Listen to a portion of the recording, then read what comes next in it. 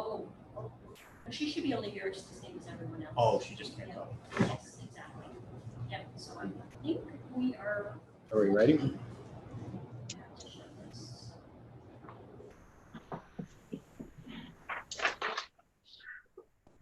Okay, you're all set. Okay. Excellent, we're all set. Good evening, council. Can everybody hear me? Good, good. I'm going to call the meeting to order. Is there any conflict of interest amongst the council members here tonight? Seeing none, I'm going to move into the published agenda adoption. And we have Robbie's got 2 additions before we adopt it. Thank you, Mr. Mayor. Actually, 3 potential items for the agenda. The first item is the proposed addition of recent correspondence received from the town of Kingsville. The correspondence is dated July 31st, and it's from the July 27th regular meeting or town of Kingsville council meeting, in which the town of Kingsville resolved that administration sent a letter to the Windsor-Essex County Health Unit Board of Directors and the Medical Officer of Health, Dr. Wajid Ahmed, requesting more detailed information and data regarding the spread of COVID-19, with a copy of such letter to be sent to the MPPs of Kingsville and Leamington. Proposed to add that as agenda item 11.1.11. Second item, Mr. Mayor, is the addition.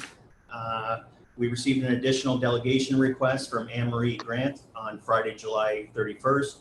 And this is in connection with agenda item 6.4.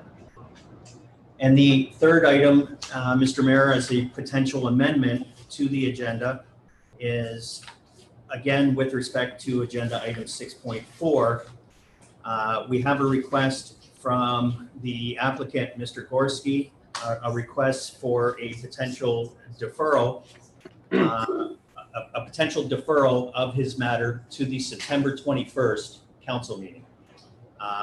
Presumably, if it's council's wish to defer this matter, then presumably the report, planning report 2020-18, together with both presentations being the Gorski delegation and the Anne-Marie Grant delegation, would presumably also be deferred to the September 21st council meeting. So council, what's your desire there on the deferral? Go ahead, Councillor Bjorkman. Thank you, Mr. Mayor. Yeah, for what reason would we delay in this? What's the reason for the request that we would delay this decision? I'll have Councillor, I'll have Mr. Gorski speak on that right now. Go ahead, Bernard, if you're there. Yes, have I been unmuted? Yes, you have. Okay, good. Yes, I'm unprepared to defend this or to present this at this time. I've got some new ideas that will follow a lot closer in line with the current bylaws, and I'd like to present them professionally and accurately. And I didn't allow enough time to put that together properly. And I'm sure all of the councillors would be very pleased to see what I am going to propose. And I need the time to put it together so that we can put this matter away and everybody would be, I guess, a little happier with the deal instead of going around and round and not getting very far with it. Okay, thank you. Councillor Bjorkman, go ahead. Thank you, Mr. Mayor. So through you to the clerk, I believe if the delegation wishes to not present and remove themselves from the agenda, they're able to do that. And he would just have to present himself the next time he wishes to address this. Is that correct? That's correct, Councillor. Okay, no problem. So through you, Mr. Mayor, and to council, if it is the desire of council as part of the adoption of the agenda to defer this item together with the administration report that was with it, if it is council's wish to defer that to September 21st. I don't know if you, Mr. Chair, could confirm, we do have another delegation, Ms. Anne Marie Grant. I don't know if she's agreeable to likewise defer to September 24th, or if she wishes to present as well. Okay, I think Councillor Bjorkman wanted to talk further. Did you have something else, Councillor? Go ahead. Just as a point of order, I believe he can't ask to defer. We could defer. He can ask to withdraw his submission. That is no longer on the agenda. And then he can at another time place it on the agenda. It's not for us to defer his presentation. If he wishes to withdraw, he just says, I need to withdraw, and that's the end of it. Thank you, Councillor. Back to Bernard again, Gorski. Is that okay with you, Bernard, to withdraw until next meeting? I would like to withdraw my application, and I will apply again at the and ask for an available time in the future, very near future. Okay, thank you, Bernard. Now, to Anne Marie, what's your wish tonight? Anne Marie, can you hear me? She's not there. She's here. Is she? Yeah, she's right here. Okay. There she is. Hello? Anne Marie, what's your wish tonight? Can you hear me? Yes. Yeah. Okay, so to be honest, as neighbors, we've been dealing with this since November 2019. This just keeps getting pushed back. It's taken months to get here. The reality is we have a neighbor who is very close to Crew, who is not in good health. This has been hanging over his head for the last 9 months, 10 months now. And it's been hanging over Adam and my head as well. So I don't know what to say. If he's going to withdraw, he's going to withdraw. But I mean, we're going to have to go through this horse and pony show again in another month. Unfortunately, yes, Anne Marie, it'll be brought forward again in September.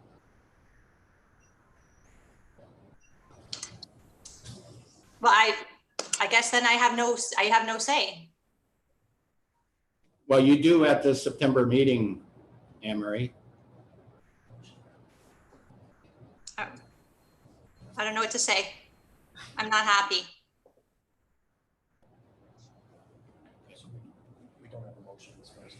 Yeah, so we don't have a motion from council right now on the adoption with the changes.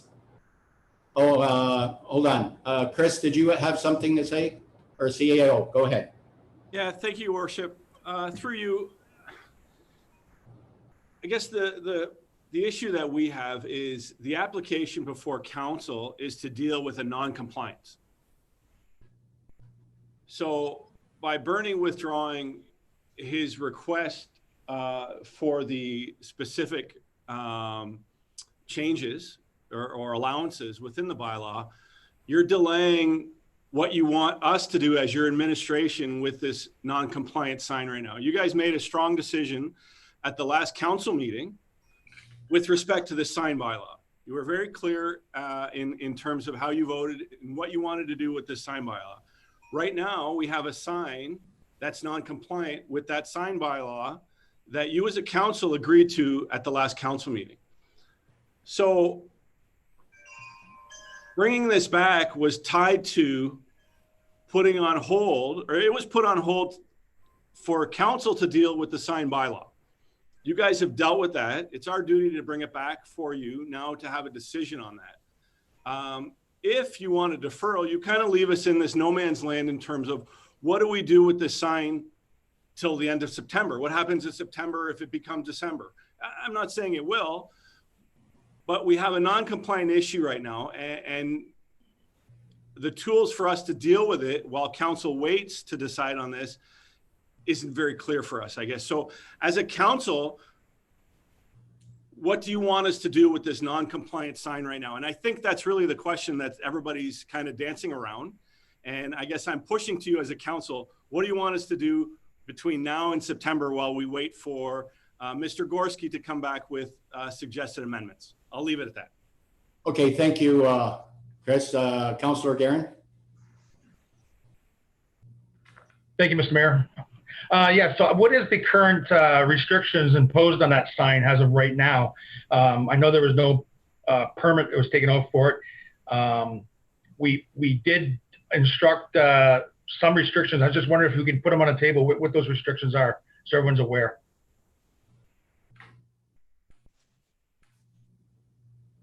Go ahead, Lori. Thank you, Mr. Mayor. Good evening, Council, and thank you, Councillor Guerin. Questions really are in terms of the media component, so they are to remain turned off. We did have an issue about a month ago due to storm events and accidentally having that breaker turn on that media component. So that has since been resolved. The breaker has been isolated, a media component has been isolated from the computer system should anything occur. But the issue really is that we are not able to enforce the removal of the sign or allow for this sign to remain as is because of this area that this time that we're currently in, as Mr. Nepsey has explained, as kind of this limbo. So our hands are tied currently, and as Chris has indicated, it's really been since that County Road 50 sign bylaw review, we were on hold pending the results of that review, and here we are bringing back the application. So that really was, Councillor Guerin, the only restriction was related to this, to the component. Thank you. Are you done, Councillor Guerin? Okay, Councillor Vandendolen, you're next.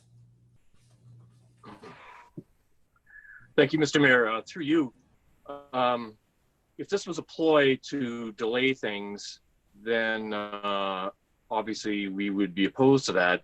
But I don't see how legally we can deny one request for delay. If he tries it again, then obviously no way we're doing it tonight. But legally, I mean, you have to give some proponent the benefit of the doubt. He says that he's going to make change that will make people happier. Isn't that what we're after here? I say we should probably give him the one deferral. I mean, we're not deferring. He's withdrawing it, and we should allow him to do that once. Thank you. Councillor Verbeek, you're next. Thank you, Mr. Mayor. Just my thoughts springing from Councillor Vanderdolen's comments are that this is, in fact, it's not a second deferral, but of course, having our staff do the entire, redo our bylaw and supply our community running the survey, and then, digesting the survey and having all of council have to digest it and come to 2 council meetings now on our agenda, where most of us do a lot of homework to prep for these meetings. We come to them prepared to deal with the things that are on the agenda. And this to me would certainly, it may not be officially a second deferral, but it certainly feels like it, because when we addressed this issue in January, we had to put it on hold until the results of the review of the bylaw that had been done 5 years ago was done again to the same results, right? So all for this sign, we're asking the residents to stay in limbo. We're asking council to have to revisit this a 3rd time. We've even actually had our special meeting on it on the 13th, which, brought us to this Zoom 3 times, or, together 3 times on this particular issue. And now we're asking our residents to hold again, and we're just going to ask them to remain in limbo and us to have to revisit. And if, I know the other councilors are doing the same kind of homework I am, and we're prepared tonight to speak to this issue again, as we have the last 2 times we met on it. So those are just some of my thoughts on it. Thank you. Thank you. Councillor Bondi, you're next. Thank you, Mr. Mayor. I just want to put together, how much time are we going to spend on this issue? Of course, we can't force a delegate to bring a proposal to council, but from where I sit and all of the residents that I've talked to and all of the work our town staff have done, it is very clear the opinions of our residents out there. They do not want a pole sign. They do not want an electric media sign. Some of the comments from the Tuesday, July 21st paper, from Councillor Van der Dolen. A previous council made a decision and made a law, and almost 5 years later, this council has discovered it's not working well, and there's a lot of people who think it should be updated. That's incorrect. When we did our public feedback exercise, overwhelmingly majority of people think we did the right job. So, you know, I understand that crew would like us, would like to tweak it and put up flower baskets and perhaps have a static image. But at the end of the day, I don't believe that's going to change my position and what the residents have come to us with. It's kind of getting to the point where it's exhausting, and I want to move on. There are many more items on our radar that we need to address with. So again, I kind of feel, yeah, it's hard, right? It's almost like a disrespect again and again. This is going to be 4 times now in front of our council, probably an hour and a half. I don't know which other issue for one business has taken up so much time. Thank you. Can I speak again, please? No, Bernard, just hold on. Councillor Bowman, go ahead.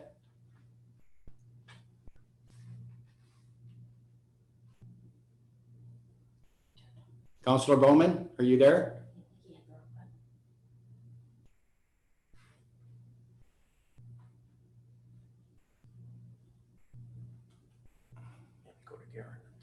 Councillor Guerin, go ahead. If you're ready, we're gonna. Yeah, Go through you, Mr. Mayor. Yeah, I'm not sure what Mr. Gorski plans on coming back with in September, but I don't think whatever he comes back with is still going to meet. It's still going to include an LED board or an electronic message board, and it's probably still going to maybe deal with a height issue.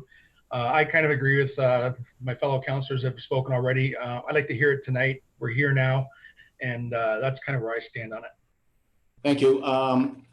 If I may speak myself, I'm well aware of what's happening here with the sign. Mr. Gorski did phone me. If he'd like to speak on what he'd like to do with the sign, we appreciate it, Bernard, and maybe that'll council will understand what you're doing. I know you're automatically taking care of the height, and what you explained to me, it works, but it's up to council. But Bernard, oh, hold on. We have Councillor Bowman first, and I'm going to come back to you, Bernard. Okay. Go ahead, Councillor Bowman. Sorry, I screwed up there a minute ago.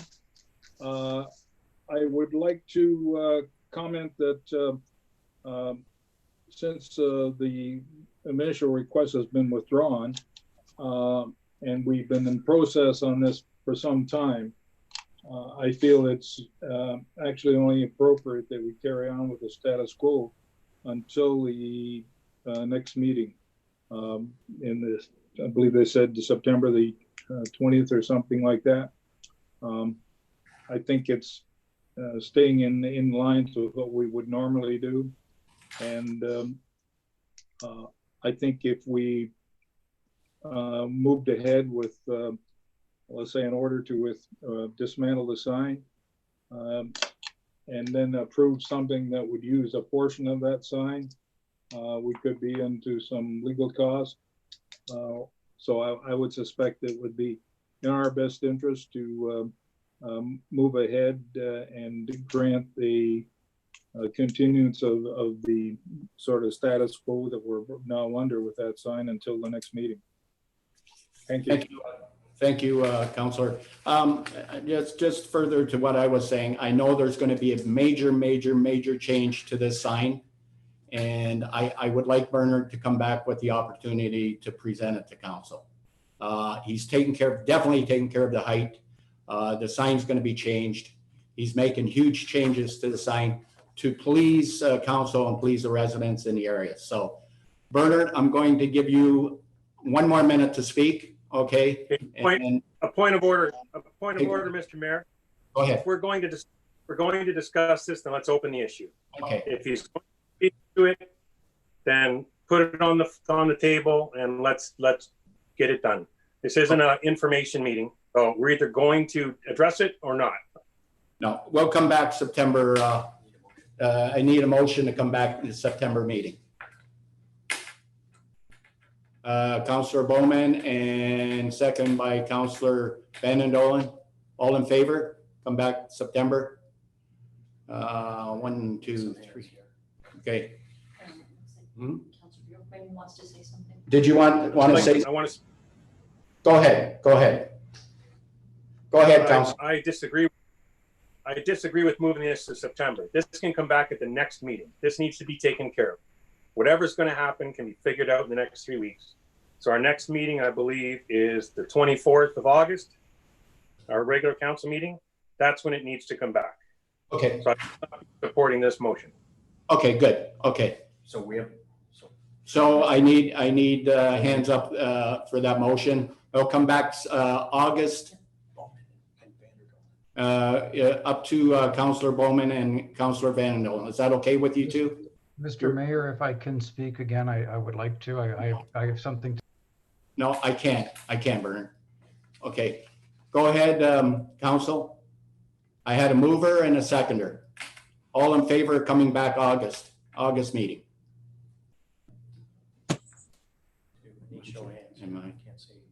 I need show of hands. Here's motion failed. Motion failed.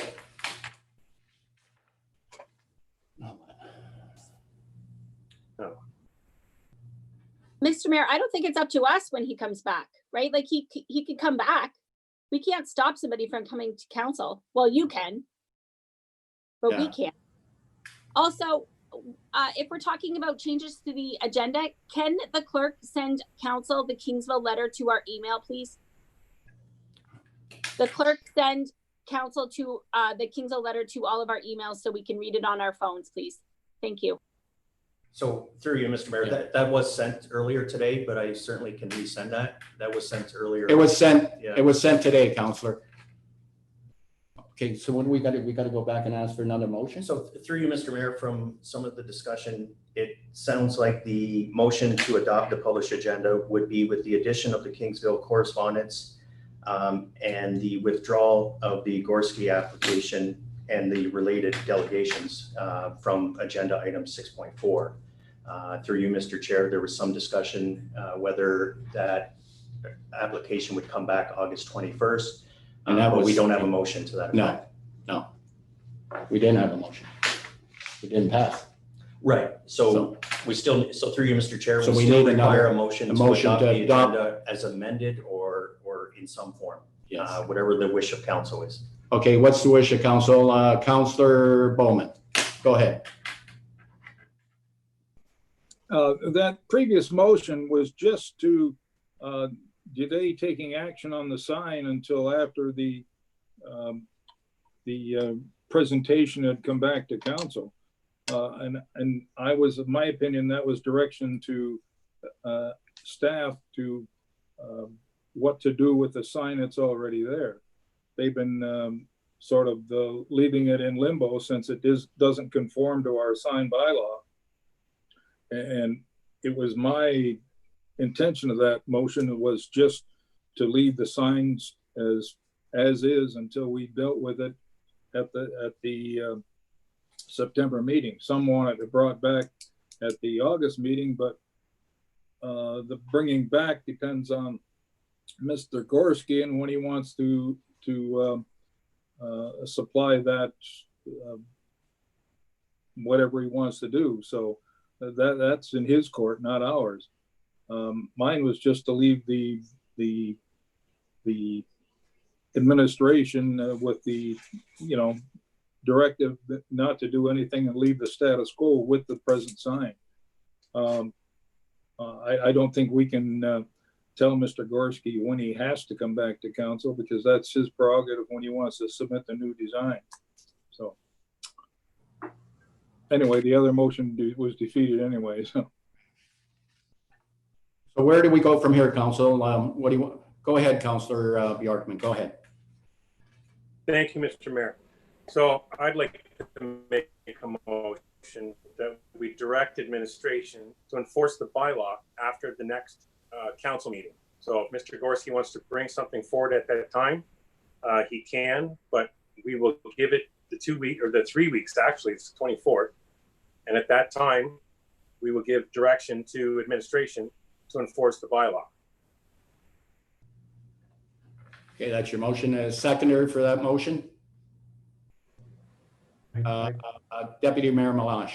So through you, Mr. Chair. Yeah. So just to verify, the motion to adopt as amended would be the addition of the Kingsville correspondence, the withdrawal of the Gorski application that's currently on the agenda at 6.1, Right. and direction to administration to enforce the bylaw after the next council meeting. Right, exactly. Yeah, good. Um, Go ahead, Counselor. Okay, through you, Mr. Mayor, before we adopt the published agenda, I was waiting to get through this sign piece. I had something that may need to be in, I have questions about number 17, the bylaw that's up for the third review, and I would like the clerk to tell me if, you know, this, when am I going to be able to ask them? And do they need to be added somewhere? The first two readings took place at the last meeting, and I wasn't here, but I just had a few questions about it, and I don't know when they should take place, so they may need to be included before we adopt. Through you, Mr. Chair, if I could just get clarification from speaking through the chair to Councillor Verbeek. Councillor Verbeek, are you speaking to the procedural bylaw that we introduced 2 readings to at the last meeting? I am, Mr. Auger, 17.1, the bylaws. It's up for a third reading tonight, and so I imagine probably would have been better to ask the questions at the first 2 where I was not in attendance. Oh. Just a few questions to it. Do I ask them then?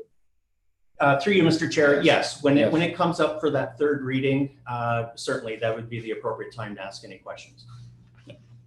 Thank Okay. you. I'm not sure if I needed to ask them. Okay, we had a motion on the floor, and I need all in favor of that motion to adopt the agenda. It's carried. Thank you. Okay. We'll do the minutes. Yeah. Item 5.1 on the agenda, that the minutes of the regular council meeting of July 20th be adopted as circulated. Have a mover, please. Deputy Mayor Malash and Councillor Bjorkman. Any questions? All in favor? It's carried. 5.2, that the minutes of the emergency council meeting of March 15th, 2020 be adopted as circulated. Mover, please. Councillor Bowman and Councillor Van Dolen. All in favor? Carried. 5.3, that the minutes of the special council meeting of March 23rd, 2020 be adopted as circulated. Mover, please. Councillor Guerin and Deputy Mayor Malash. All in favor? Carried. 5.4, that the minutes of the emergency council meeting of June 22nd, 2020 be adopted as circulated. Mover, please. Deputy Mayor Malash and Councillor Bjorkman. All in favor? It's carried. 5.5, that the minutes of the special council meeting of June 29th, 2020 be adopted as circulated. Mover, please. Councillor Van Dolen and Councillor Guerin. All in favor? It's carried. 5.6 on the agenda, that the minutes of the special council meeting of July 6th, 2020 be adopted as circulated. Mover, please. Councillor Bowman and Councillor Guerin. All in favor? Carried. 5.7, that the minutes of the special council meeting held July 13th, 2020 to discuss parking at the Colchester Harbor be adopted as circulated. Mover, please. Councillor Bjorkman and Councillor Guerin. All in favor? And just a little bit of input. The parking is very, very well taken care of down at Colchester now. Very impressed. So go ahead. Did we vote on that? No. Yeah. Yeah. Okay. And 5.8, that the minutes of the special council meeting, also of July 13th, but the meeting held to review the County 50 sign bylaw, be adopted as circulated. Mover, please. Councillor Bowman and Councillor Bjorkman. All in favor? Carried.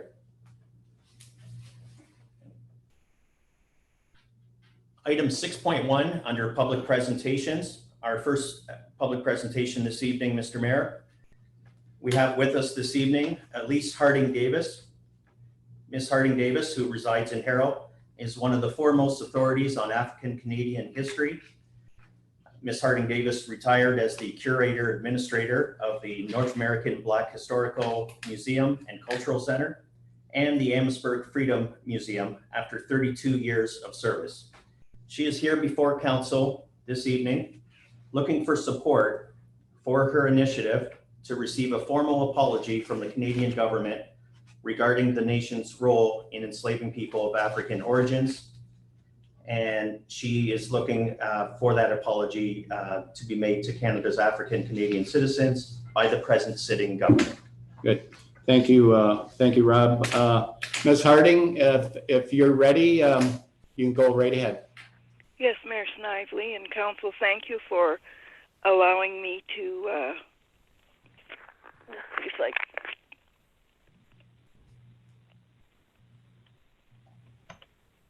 Can you hear me, sir? Yeah, we can hear you. Thank you, you, Mayor Snively. Snively. And Council, thank you for allowing me to make this brief presentation. Ms. Harding, Ms. Harding, Ms. Harding, can you turn down your volume a little bit because you're echoing quite loud. All right. Just turn it down a hair and see what happens. Go ahead. Is that better? That's better. Yeah. Thank you. You've received all of my submissions, and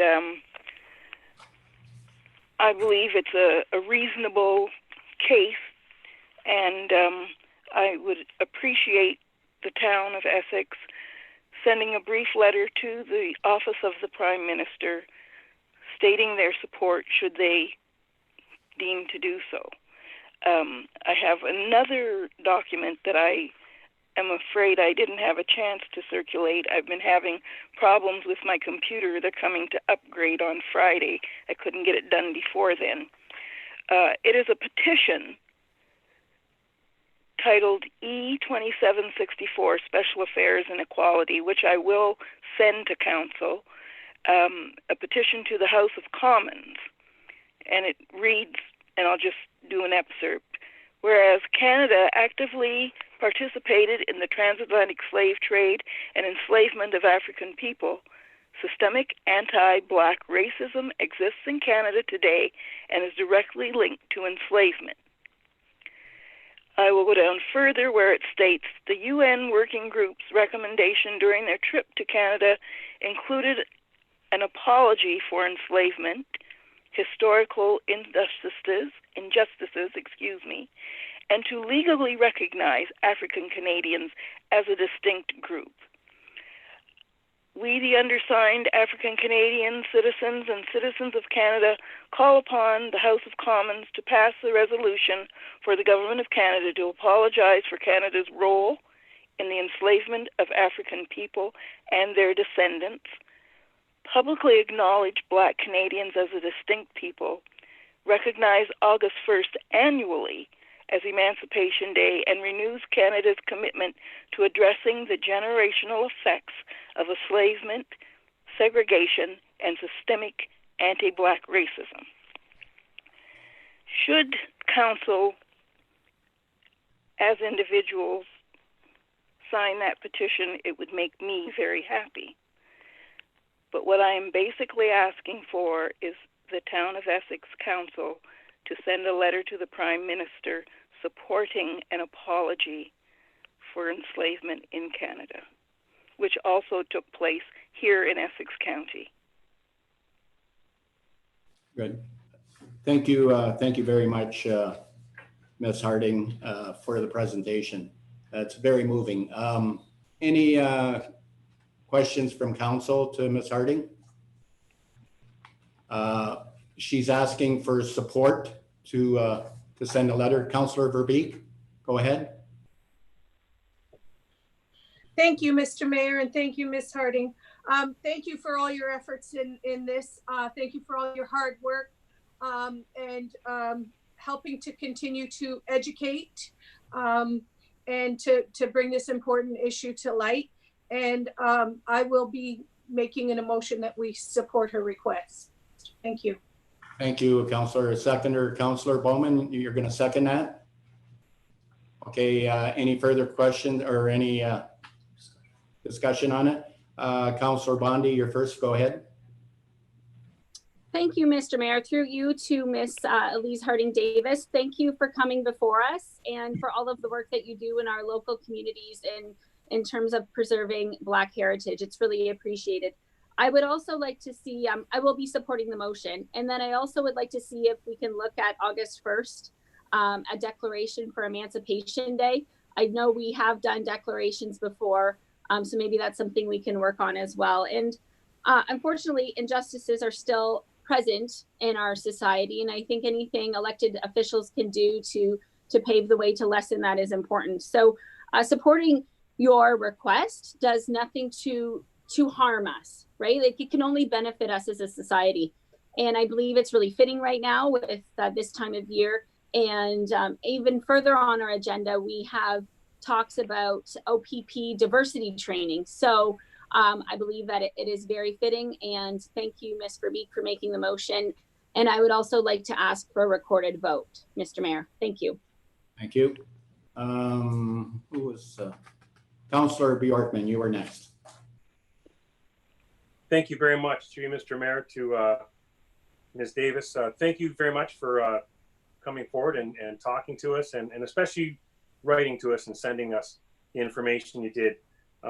We're all somewhat aware of Canada's history, especially with the Underground Railroad, and feeling, you know, that we were such a positive influence in those days, but we were also a negative influence in those days. And it was very telling from your own story, telling stories about your father and how he was able to get property, and closing of the schoolhouse outside of Harrow.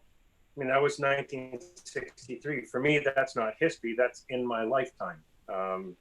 It's amazing for me to think that was still going on. That kind of segregation was in our area. So it is important that we continue to talk about it. It's important that we don't allow it to happen again. So thank you. I appreciate you coming forward and coming to us, and I will support that as well. Good. Thank you, Councillor. Anybody else? So, Councillor Bowman? Yes, just like to thank Ms. Davis coming before us again. She's been before us in the past, and she's always been very energetic in her support of her cause over the years. And I thank her for her dedication, and I'm most happy to support her request today. And again, thank you again for coming out and helping us support you. Many thanks. Thank you.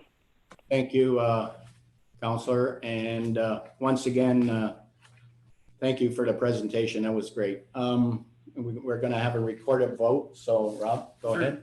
Through you, Mr. Chair.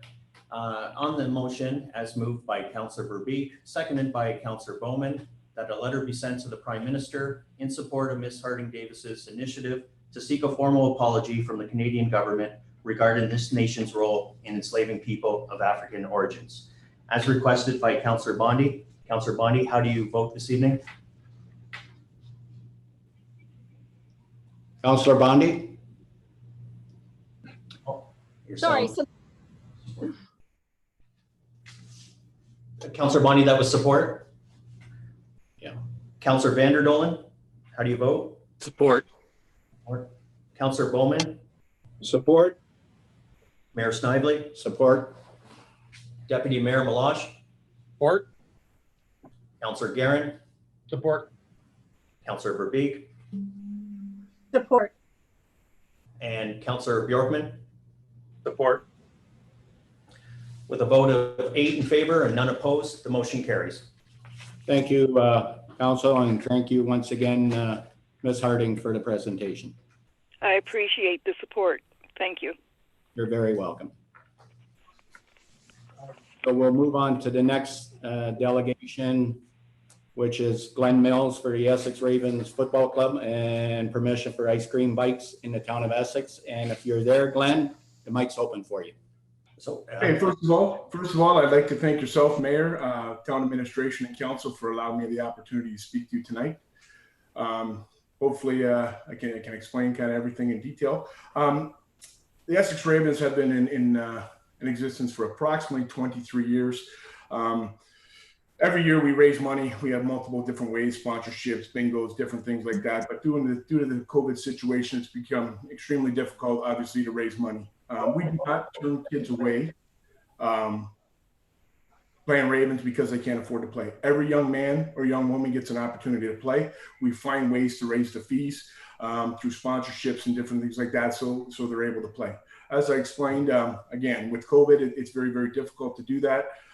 So we're trying to a different avenue with ice cream bikes, and hopefully the money that we raise from that will help offset some of the costs for the young men and women that can't afford to play, and we can help them in that way, or potentially even, any other type of thing that we need in regards to equipment. Equipment usually we're not a problem, but we do have numerous kids that we have to raise money for. So we're going to try. We were hoping to try the ice cream bikes. And see how that goes over. I had a conversation with Rob Shepley of Ice School Treats. Rob was in support of it 100%. Rob actually even said that he would help us in purchasing the ice cream in regards to, it's a different type of ice cream that he sells. It wouldn't be the soft ice cream. It wouldn't be the coned ice cream. It would be more of the Klondike bars, the fudge sickles, the orange sickles, and different things like that you would see in a former DPD bike that Rob has access to, and he is on board with that as well. So those are just some different things that we're hoping to do. Good, great idea, Glenn. I'm going to open it up to council. Any questions for Glenn? Councillor Bjorkman, you're first. Thank you, Mr. Mayor. Yes, Glenn, do you have an insurance policy that takes care of your kids when they're on the bikes and on the road there, that wouldn't come back onto the town? Absolutely, we do. We have a $5 million policy every year for our entire program. Any young man or woman or support staff that plays within our program. Okay, thank you. Okay. Go ahead. Go ahead. Did you have some further, Councillor Bjork? Nope, that was, thank you very much. Rob has something to say. Go ahead, Rob. Just speaking through you, Mr. Chair, quickly, and further to Councillor Bjorkman's question, normally this request would fall under our transient vendor bylaw, in which there would be an application for a trader license.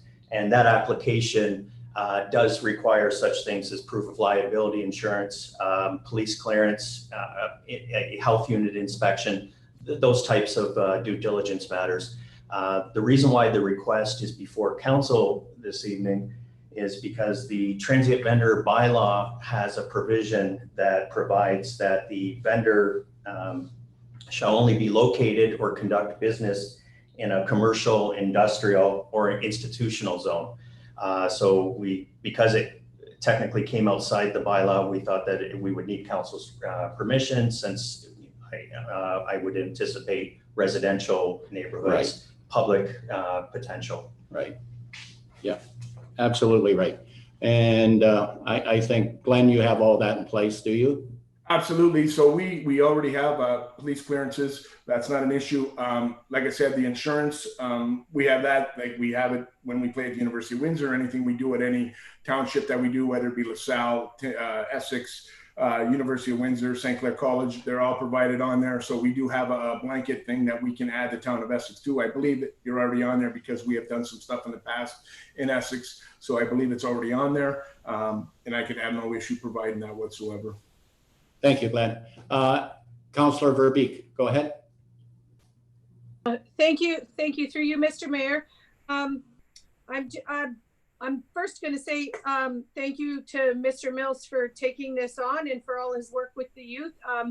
Everyone here knows any initiative that's in support of our young people, I'm happy to support. We all know it's really hard right now for our groups and our clubs, our service clubs, and to do any form of fundraising. So I'm really excited to see them kind of thinking outside the box, and I don't think it's going to be an easy endeavor. And you're rolling the dice as to whether or not it will be even successful for you. I hope it will be, but I'm happy support it. I'll make a motion that we support it. Thank you. Thank you, Councillor Bowman. Go ahead, you're next. Yes, I was willing to make the motion, but I'm more happy to second it. So do that, and just comment that although we don't always see eye to eye with Mr. Mills, no one would ever question his enthusiasm to working for the Essex Ravens and the youth of that organization. That's been his lifeblood, I guess you would say, for many years, and I would certainly be happy to support this endeavor, and because I know he'll make it work one way or the other. And that's the plan. I've made everything else work. I think I can make it work, and that's the plan anyway. So I'll say anything more other than good luck. Anybody else from council? Deputy Mayor Melange, go ahead. Thank you, through your worship. Glenn, I think it's a great idea, and I'm really hoping that you have success. I'm just wondering, is there any chance that you'd have a route that would go down County Road 15? Because I'd love the truck to go by my place, bike to go by my place. The funny part is we hope to every day on our Facebook page, and we can even add it to the Town of Essex Facebook page that goes through the routes in which the areas we're going to try and hit each day, just to kind of give people the heads up, and you know, that way. And if people would like us to go down a certain route, they can even comment there, and we can even try and make that happen as well. Like, we definitely want to try and get everyone involved and everyone included. Super, thanks. Good luck. Councillor Guerin, go ahead. Thank you, Mr. Mayor. Yeah, Glenn, I'm supportive of what you're trying to do, and but I just need some clarity from our clerk. What Glenn's asking for is a special request that's really against our bylaw. Is that correct? If he was to sell in neighborhoods right now, according to our bylaw, it's not permitted, correct? Through you, Mr. Chair, to Councillor Guerin, yes, that's correct. The transient vendor bylaw, as currently stated, states that the vendor activity is supposed to be either in a commercial, industrial, or institutional zone. Okay, so I really think that bylaw is dated. I'd like to get that bylaw changed if we could, instead of making it just a one-off, because I've had other requests by other vendors that wish to do similar, whether it be for minor soccer day, setting up on town-owned properties. I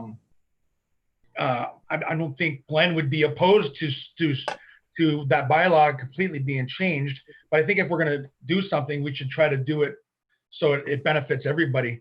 I'm looking this bylaw over a couple months ago, and it is very dated. There's lots of restrictions to it, where other municipalities are a little more forgiving. I've seen the trucks come through neighborhoods in the past. I just assumed they were always allowed, but apparently they're not. So I'd like to just take it a step further if we can. I definitely support it, but I'd like to have administration, tweak that bylaw so that it's, because we don't want to have the CONICES and everybody else coming to us for these same requests every time. It'd be nice to just have it in place.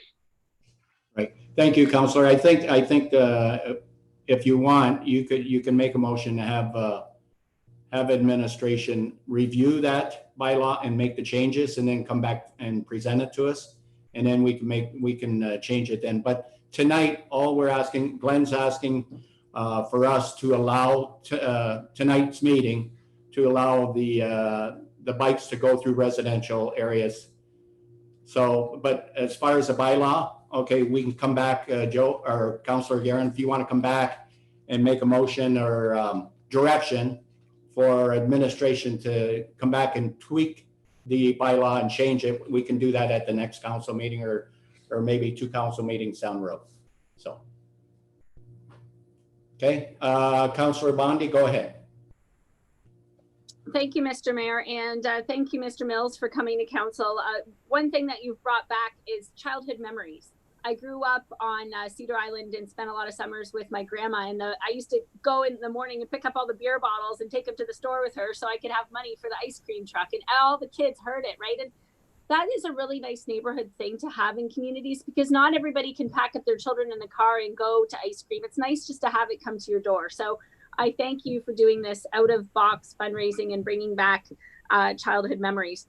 I agree with Councillor Guerin. Let's get our bylaw on the docket to get it fixed. And Coach, when do you think you'll be up and running? Well, I have a line on a couple of bikes up in the Toronto area that I got to pick up, and obviously I got to do the paperwork and get through the health unit. We've already been through the health unit when we host the concessions at University of Windsor, so I don't think that'd be a major issue. But I'd like to get it, up and running, hopefully within a week or two, and get out in the neighborhoods. I know it's the summer shortened, but I still like to get a little crack at it anyway. Thank you. Let us know when and where, and we'll meet you. Okay. Good. I just want to thank you too, Glenn, for, putting your neck out for these young people and helping them out. It's great you do these things for our community. Very. Thank you, Mayor. And you know what? It's just it's the least I can do for all the people and the coaches and the teachers that I've had that did it for me, and I mean helped change my life and did a lot of great things for this town. So yeah. But once again, thank you. Any other Councillor Susie, go ahead. Go ahead. You're muted. You're muted. Your microphone's off. Your microphone's off, Councillor.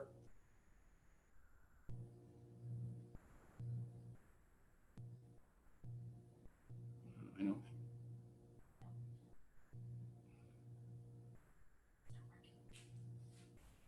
It's not working, Councillor. Oh, you didn't type anything. Okay, I'm sorry, Councillor, we can't get you. Can you hear us? We can't hear you. You want to try to unmute you again? Okay, try it now. Go ahead. Yeah, you should be. There's something. No, there's something at your end, Councillor. It's not working. So we will come back to you later.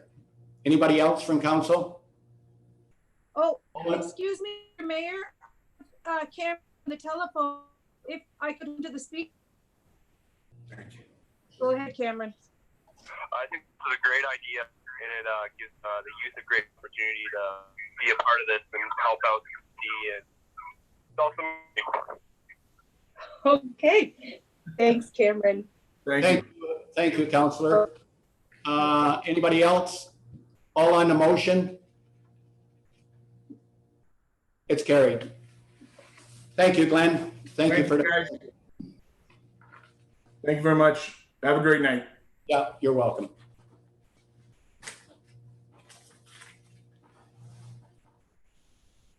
Through you, Mr. Mayor, 6.3 under delegations this evening. We have a group from the Essex Region Conservation Authority, Kristen Ives, Curator, Education Coordinator, John R. Park Homestead. I'm not sure if Kevin Money is there. Kevin Money, Director of Conservation Services, and Danielle Bro-Stubing, Director of Communications and Outreach. They are here this evening to provide a brief overview for Council of the John R. Park Homestead Heritage Center as it relates to the site plan control and to provide details on the Town of Essex Tourism Hub. And through you, Mr. Mayor, my apologies. In addition to this presentation, we have also included on this agenda item, Planning Report 2020-14, which is related to this property in reference to the site plan control approval for 915 County Road 50 East. And this is together with authorizing bylaw to enter into a site plan control agreement between the town and the Essex Region Conservation Authority, bylaw 1925, for 3 readings this evening. So in essence, Mr. Chair, there would be 2 motions at the end to receive the presentation, and then the report and bylaw. Okay, thank you.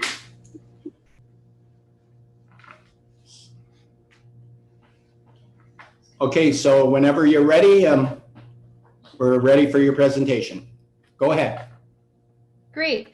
Good evening, Mr. Mayor and members of council. I'm Kristen Ives, the Curator and Education Coordinator. Mr. Money does send his regrets this evening. Unfortunately, he wasn't able to join us, but Ms. Danielle Bro-Stubing will be joining us and speaking just following my presentation. So it's our pleasure to have the opportunity to further discuss the exciting new heritage space that is planned for the John R. Park Homestead with council this evening. The John R. Park Homestead Museum and Conservation Area opened in 1978, and as you know, currently does not have the capacity to welcome all visitors in a safe and accessible way. The new Heritage Center will allow the homestead to welcome all visitors through the same entrance, providing an important commonality of experience for all, to have adequate, fully accessible washrooms for all in the main building, to offer climate-controlled rest areas, to offer increased educational space with a modern classroom area for up to 60 students, to welcome everyone into the tourism, exhibition, and gift shop spaces year-round, and to centralize museum staff for access, safety, and security purposes. I've been in the role of curator and education coordinator for over 5 years. Prior to that, I served as the assistant curator at the John R. Park Homestead for 15 years. I also currently serve as the vice president of the Ontario Historical Society and as the chair of their museums committee. I represent our region's local culture and heritage as the chair of the Southwestern Ontario Heritage Council, and I represent that council provincially on the Ontario Museums Association Regional Museum Network Group. It allows me to bring culture, heritage, and tourism issues from our region up to the provincial level, and as well to share ideas and information from those museums and other areas back to our area as well. As you know, the John R. Park Homestead Conservation Area site is 19 acres in size and includes the original 1842 home of John and Amelia Park, as well as a portion of Fox Creek, a provincially significant wetland. Importantly, the homestead also offers public access to the Lake Erie shoreline. There are several related agricultural outbuildings at the site: the curatorial building, which was originally a tobacco barn, the horse barn added by the Fox family in the 1870s, the visitor center, which was originally a grain barn, the calf barn, the gift shop, originally a hog barn, the original blacksmith shop, and the original loom shed. Other period buildings help tell the story of our region as well, including the smokehouse, ice house, and outhouse. There have been many changes to the site over time. For example, the sawmill building is a completely new structure built in 1985 to house an early settler era sawmill and the steam engine. That's been added to tell the Park family's story of sawmill and lumbering in Essex County, as well as natural resource use in our region. So during my career, I've seen a number of living history sites like the Homestead add modern, accessible heritage structures to enhance visitor services and preserve the heritage structures by easing visitor pressure on those original buildings. There's a listing on screen now of many that I'm familiar with and the buildings that they've added. Adding a new structure to a heritage site preserves the historical integrity of the site and the heritage buildings. It alters those needs and uses of the heritage buildings and allows a modern facility to really meet the needs of the community and take some of the pressure and traffic off of original buildings. All the original buildings will still be enjoyed, visited, and attended to as they always have been, but now they won't be used for washrooms and gift shops and those more modern visitor amenities that we can centralize in the new building. This also significantly increases visitor safety and service and alleviates some of that physical burden and wear and tear on those important heritage structures that tell the story of our region. Next slide, please. So the planned structural placement, you can see here that gray block sort of to the right of the entrance path on the east side of the property. It's been very thoughtfully placed in a spot that is rarely used on the site. It's out of the line of sight from the main buildings. It doesn't impede the feel of the early settler era or pioneer campus. Popular open spaces will still be maintained. The materials used in the construction of the new building have been selected to match the heritage feel of the existing barns and buildings: wooden siding, a traditional barn shape, a plain roof. So this modern structure will complement the historic site rather than compete with it. The new structure also offers beautiful views of the historic buildings, of Lake Erie, and of the Heritage Orchard and Gardens for those who may have mobility issues and have difficult traversing the lawn-covered grounds. Next slide, please. The architectural designs and choices, here we are, perfect, which match and honor the existing heritage structures rather than compete with it, as I've mentioned, are meant to blend into the campus and offer those beautiful views working all together as one unit. So I provided a quote from the architect, and it says, "The building is designed in context with the existing site and its features in scale, shape, and materials. Design recalls the barns, blacksmith building, sawmill, and etc. And the materials chosen for the interior and exterior reflect the wood board siding, the exposed trusses of the existing buildings, along with the natural materials of the site. So it was really important for us to communicate those ideas up, and now it's very exciting to see those ideas reflected in these beautiful drawings and plans for the building. Next slide, please.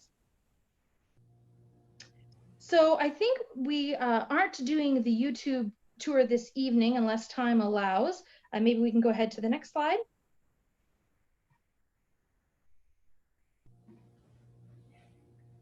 And I just wanted to mention that students of history know that the only true constant is change. This is our opportunity to make a change that benefits all and to benefit and highlight local agricultural heritage. We hope that you share our excitement and enthusiasm for this project and the incredible benefits and access that it will provide to visitors, students, to local heritage stories, to the site, and to the community of Essex.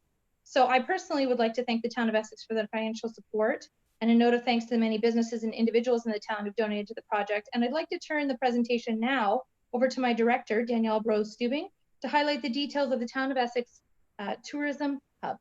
Thank you. Thank you so much, Mr. Mayor and members of council. We're excited to be back. I think it was one of the very early Zoom meetings we had going into COVID times, where we were so grateful to the town of Essex for your commitment to the John R. Park Homestead Heritage Center. And we're really excited now to be able to come back to you after working with some of your administrative staff to highlight some of the details of the town of Essex Tourism Hub. If we may go to the next slide, please. So Chris has already covered how important the Heritage Center is to providing excellent visitor and educational experiences to the many guests and tourists who come to the John R. Park Homestead each and every year. And this new Heritage Center does represent a $1.2 million investment in the town of Essex. We were really excited to welcome Councillor Bondi and Councillor Rubicki back on Valentine's Day it seems like it was much longer ago than that, but it was really just Valentine's Day when we announced the plans for this Heritage Center. And we're really excited to say that to date, over $1 million has been raised for the center. And so things have been going really, really well. And we're so excited that the town of Essex Tourism Hub is going to be part of this project. If we can go to the next slide, please. So just back one, if we could, please. So, and I'm sorry, I have to catch my screen up too, because I can't quite read the small one on the screen. So I think we already have covered how important the John R. Park Homestead is to tourism in the town of Essex and in the region as a whole. It's won awards as a premier tourism destination, and thousands, up to 20,000 visitors come and visit the homestead every year. And it's really uniquely positioned on that beautiful County Road 50 to serve as a tourism hub for visitors to the town of Essex. People are already using the site in this way, and by really expanding on it as a more formal tourism hub, it's going to provide a much better service and help to expand tourism to the businesses, to the neighboring businesses. People already, when they stop at the homestead to perhaps take in the beautiful Lake Erie, or explore the heritage businesses, they look to know, where can I go for lunch? Where can I stay for dinner? We've heard there are incredible wineries around here. How do we learn more? And so this, as you can see, the sign that we're proposing, the town of Essex is the only donor to this project who has signage recognition at the road as well. So that is something that we believe will really help provide a visual invitation for people to stop not only at the site, but learn that it is a place where they can get more information about the wonderful things to do in the town of Essex and in the Windsor-Essex County region. So if we can go to the next slide, please. That's going to demonstrate how some of the branding for the town of Essex Tourism Hub can work inside the space. So this is a vantage point. When you first come in the door, you see the town of Essex logo. We now have expanded space to put printed materials for Town of Essex and other regional tourism businesses, to keep people in our region longer, to let them experience more things that there are to experience in our incredible region. As well, if we can go to the next slide, please. In addition to having additional space for print material, you can see that the plans include a digital screen at the wall where we can include digital media, such as some of those wonderful Town of Essex tourism videos that were produced fairly recently, I think last year. Really excellent showcase of some of the beautiful things to do and places to see in the Town of Essex and beyond. We produce digital media as well, highlighting different conservation areas. We can showcase assets from Tourism Windsor Essex Peely Island. And so, you know, they say a picture is worth 1,000 words, and showcasing some of those places again is just going to help to strengthen that overall message about the wonderful places that are here in our region. So if we can go to the next slide, Chris alluded to this as well. In addition to some of those tangible assets that you're seeing, such as enhanced place for printed materials and digital materials, this new Heritage Center is going to allow us to expand operating hours. And that may seem like a peculiar thing to say, but the current experience on the site right now with the offices located back in the building, it's a little bit disjointed for guests, and also not quite as seamless for staff to operate. So this, by centralizing everything in one new location, we're really within peak tourism season able to expand our operating hours for guests to come, as opposed to just traditional office operating hours. Our staff will also be trained as tourism ambassadors. So the same sort of training that Tourism Windsor Essex Peely Island provides to their tourism ambassadors at Caesars Windsor, at Devonshire Mall, for instance.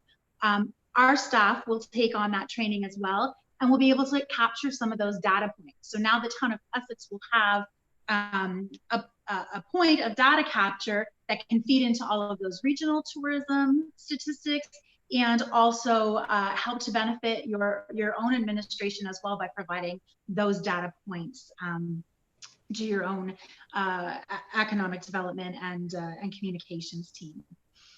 And then if we may go to the next slide, please. In addition to the branding that we've already demonstrated, both the road sign and with the Town of Essex Tourism Hub noted when you walk into the building, there would also be recognition on the donor wall, as you can see with some of the other donors. We've mocked that up to show how that could look in application. The intended look of the donor wall to recognize the wonderful businesses and individuals who have helped to raise that over $1 million so far, and zeroing in on the home stretch. So, and the final slide, I think, is just another perspective of that, of the donor wall and the space where you can see the tourism desk. It's sort of a rear looking wall, and then we're excited to say that pending, you know, the outcome of tonight's meeting, we look forward to welcoming you to some sort of groundbreaking coming soon. So once again, just such a big thank you to all of the members of council who showed such great leadership in wanting to support this project. Thank you to everyone who has donated, and thank you also to all of the members of your administrative team who've been so helpful in moving us, you know, helping us move forward through this process. So thank you for allowing us to present tonight, Mr. Mayor, and we're certainly happy to answer any questions that any members of council may have. Yeah, thank you. Before I open it up to council, do you have the date on the groundbreaking? Is it the 10th or 11th? Have we confirmed the date?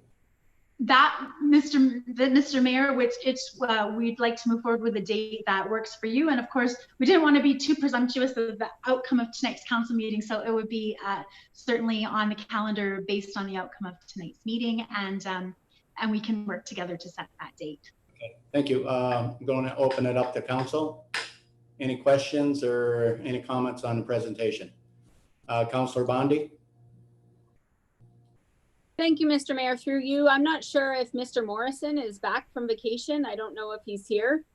Have we found the money that we've committed to John R. Park Homestead's new addition yet?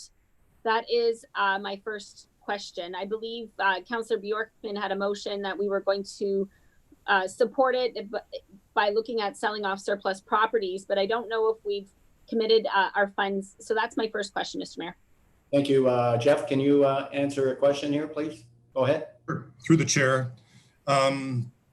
We haven't sold off any surplus properties as of yet. The land acquisition reserve does not have a balance in it as of year end 2019. However, there are a few properties that have been identified. The plan, as I see it, is that the $100,000 has been committed, whether it's a combination of funding through the CIP program and other funds. We will review operating at year end 2020 and identify any potential savings and come back to council with a solution at that point. Thank you. Thank you, Jeff. Just to Councillor Bondi, we did commit. Councillor Bjorkman did bring the motion forward and it was passed. So we are committed to the Thank you. I just wanted a reassurance that that was happening. Thank you. Yeah. That's all. Okay. Councillor Bjorkman, you are next. Go ahead. Thank you very much to you, Mr. Mayor. Nice, great presentation from the team there. And I just want to say thank you to our administrators as well as the IRCA team for really working hard to be able to showcase what Essex is doing and to give us the opportunity to show our visitors to the area what Essex has to offer. I think it's a tremendous opportunity for both of us, for IRCA as well as for the town. So it's a great presentation. I've been a fan from day one. I like the look of it. I think it's going to fit into that area beautifully. So I'll be happy to support it. Thank you very much. Thank you, Councillor. Councillor Van Dolen, go ahead. Thank you, Mr. Mayor. Through you, I have 4 questions, actually. I'm in favor of this now that we've been assured that this reception center isn't going to be competing with the 24 reception centers privately owned that already operate along our North Shore Road. That's a great thing. The first question, I'm surprised no one else asked, is how tall is the sign going to be?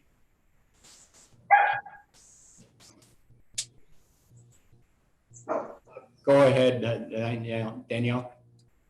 It's the same size as the sign that's already there. And I'm sorry that I don't have that dimension, but it's,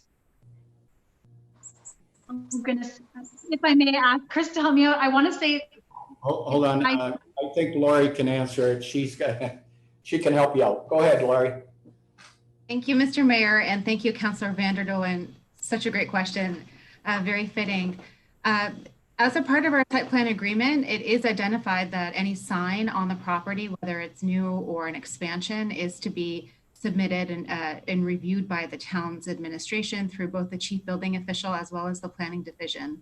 And so although we may not have the details in front of us, those details still need to be submitted for final approval. And if there is, which I don't foresee an amendment to it, but if there is something that is not in compliance with the sign bylaw, then you will see that in front of you as under council's decision making.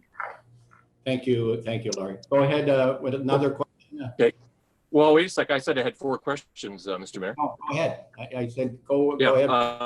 My next question is the report mentions the small size and lack of capacity of the previous building. That doesn't say what the capacity of the new building will be. How many people will it be licensed to hold? So the building will not be a licensed building, just to be clear about terminology. The classroom space is designed to hold 60 students seated. So that's not the same as adults at, big tables or something. This is, if you've been to our visitor center, our current auditorium seats 30 students, but seated on the carpet, it seats 20 at tables. So to help you visually, it's approximately 3 times the interior space in the classroom that we currently have. Thank you. My third question is, how many washrooms does it have? I asked a few months ago that we be told this specifically. So how many washrooms for all genders? Certainly, through you, Mr. Chair. We have 2 banks of what I'll call traditional washrooms. So in the female washrooms, there are 4 stalls, and one of those is a fully accessible and private stall, meaning the doors and the walls go from ceiling to floor. The other 3 stalls are more traditional, where the door, like you would find in any other sort of establishment or school, has a standard door, but there's space above and below that stall door. The male washroom has a fully accessible stall designed in the same way, as well as 2 urinals. And I apologize, I don't have the plans in front of me. I believe 1 traditional bathroom stall as well. We are very excited that this building has 1 additional washroom, which is an accessible family style washroom. So that could be used by anyone of any gender with any need or requirement for their own private space. It will have an adult change table, which with school programs and special events, we receive a lot of requests for that level of service that we've never been able to offer previously for people who might be adults who need to be changed or receive food via a feeding tube or have special accessibility or accommodation requirements. And we're just so grateful that this will allow us to meet the needs of all of our visitors in a very modern, respectful way. Thank you. And my final question for planning, Ms. Chadwick. By my count, that's 10 washrooms. And I just wonder, the plans show that there's only 80 meters of septic run to serve 10 washrooms. And it seems to me that your average family home with 2 washrooms would require much more than 80 meters. This is only, the plans say 30 feet by, was it 10 meters by 18 meters. And I think your average home would require a larger septic field than that. Why is the septic field so small for 10 washrooms? Thank you. Go ahead, Laura. Thank you, Mr. Mayor, and through you to Councillor Vanderdolen once again. Thank you for that question. I unfortunately don't have the answer to that question offhand, but I would certainly be able to get that response and send it to you through email. And by all means, it is something that our building division would be looking for during plan review. And I'm just scanning that site plan agreement to see if it's identified under the site plan agreement, but it certainly is something that we do calculate in accordance to the Ontario Building Code. Thank you, Laura. Any other members of council? Thank you. Okay, we'll move on. I guess I need a motion to accept the presentation. Councillor Bjorkman, and I need a seconder, Councillor Bowman. All in favor? It's carried. And I need a motion on the second planning report. On the bylaw, I need a motion, Councillor Vandendolen and Councillor Bjorkman, all in favor of that one? It's carried. And I want to thank you very, very much for the presentation. Both of you. Thank you. Thank you so much. It was a great presentation, and I think this is going to be something great for our municipality. Thank you very much, everyone. Yeah, thank you. Thank you. Good evening. Yeah, good evening. Through you, Mr. Mayor. Moving to item 8, reports from administration. 8.1 is the Chief Administrative Officer verbal report on COVID-19 town response and updates. Go ahead, Chris. Thank you, Your Worship. Not much to report differently from last council meeting. I just wanted to touch base on a few of the items I think that council may be interested in. I guess, I mean, the region is still in stage 2, although we're waiting for a response, I think Friday, I believe, or Thursday or Friday, based on their examination of the lab result or the results and what's going on in the region. we're definitely prepared for moving into stage 3. Stage 3 for us, as noted the last meeting, municipal wise really affects probably the arenas the most. So we've been working heavily with those user groups and looking to see how we're going to operate out of those arenas. You know, the pool's open, running well. Our day camps have been successful. Virtual camps are running well. You can see all the municipalities are catching up to us on their virtual day camps that way. As the mayor noted before, the beach and the parking with the commissioners group, we've had accolades from residents down there on both the parking and the presence. So we're working, continuing to work with that. The beach testing, unfortunately, we've had some not great results with the testing, but I think that's also showing that we're doing our due diligence in doing that testing and keeping our residents safe and advised that way. So we maintain doing that testing twice a week. Sometimes the results take 2 or 3 days to get back. So there may be a lag in terms of the updates on when you would expect it. But as soon as we get them, we post them on our website. So that is up to date. The other thing we're doing, I guess, internally here at the town is, although we've done initial training, COVID training on our practice and our protocols and all our policies, we're looking at a second wave of training. So we've pushed out a different second wave of training to keep that training fresh in our employees' minds, right? So it's the same, but it's a little different. So we're trying to keep that front and center, you know, making sure no one's getting complacent. There's that COVID fatigue, which everybody's facing, not just out in public, but also at the municipal, at our office levels. We've changed our signs. Again, similar messaging, different view, different look. So it catches people's eyes, lets them know that, you know, maybe look at it, maybe remind you, yes, I got to wash my hands. I have to, you know, maintain my distance. I have to wear a mask in certain areas. So we continue to push through those things on our end here to keep our staff safe, to keep our residents safe that are coming to town hall. So I think that's it in terms of updates where we're at with respect to COVID and COVID related matters at the town here. Thank you, Chris. Just to add to that a little bit, I did notice on the beach that there's very small groups on the beach, and the nice thing about it is social distance. They are following the rules. The beach is clean. The park is clean.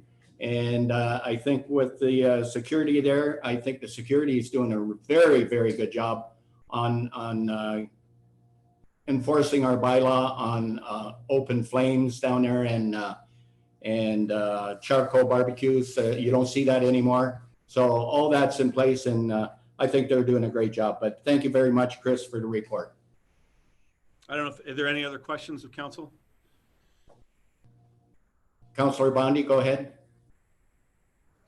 Thank you, Mr. Mayor. I want to discuss some of the work that we've been working on as a council, kind of at our last council meeting. And in the meantime, around COVID, I don't know if now is a good time, or if when we receive the Kingsville letter is better, or when we receive correspondence.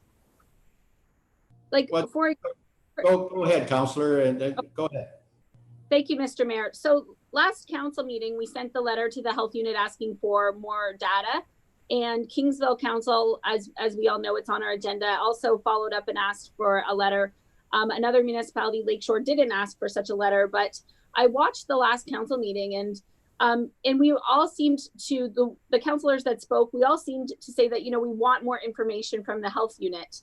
And even one of us said, oh, you know, perhaps we look at joining Chatham-Kent and defunding the health unit, and lots of good discussions came up. So this has been front and center in our council right now, in our region. Like, are we doing enough, right? I think our council is doing one of the better jobs, I would say, in having emergency meetings and taking on issues. You know, we are still in stage 2, and are we going to get to stage 3 anytime soon? So many businesses can still operate in stage 2. That's fantastic for those, but there are still businesses in our municipality that cannot operate until we get to stage 3. So I think we have to keep pushing. So, you know, did the health unit answer us? That's one of the questions that I have. Have we solved the AgriFarm crisis? We still have a crisis. We need these numbers. Did the doctor get our letter? And if he did, the map that they provided is something. It's a snapshot of the pandemic, but it doesn't give us data that is very usable, because if you look at the map, the city of Windsor had a purple area by the university. We never even heard about that purple area. What was going on? Was it students? Was it people going out? I don't know. It's actually raised more concerns and questions that I have.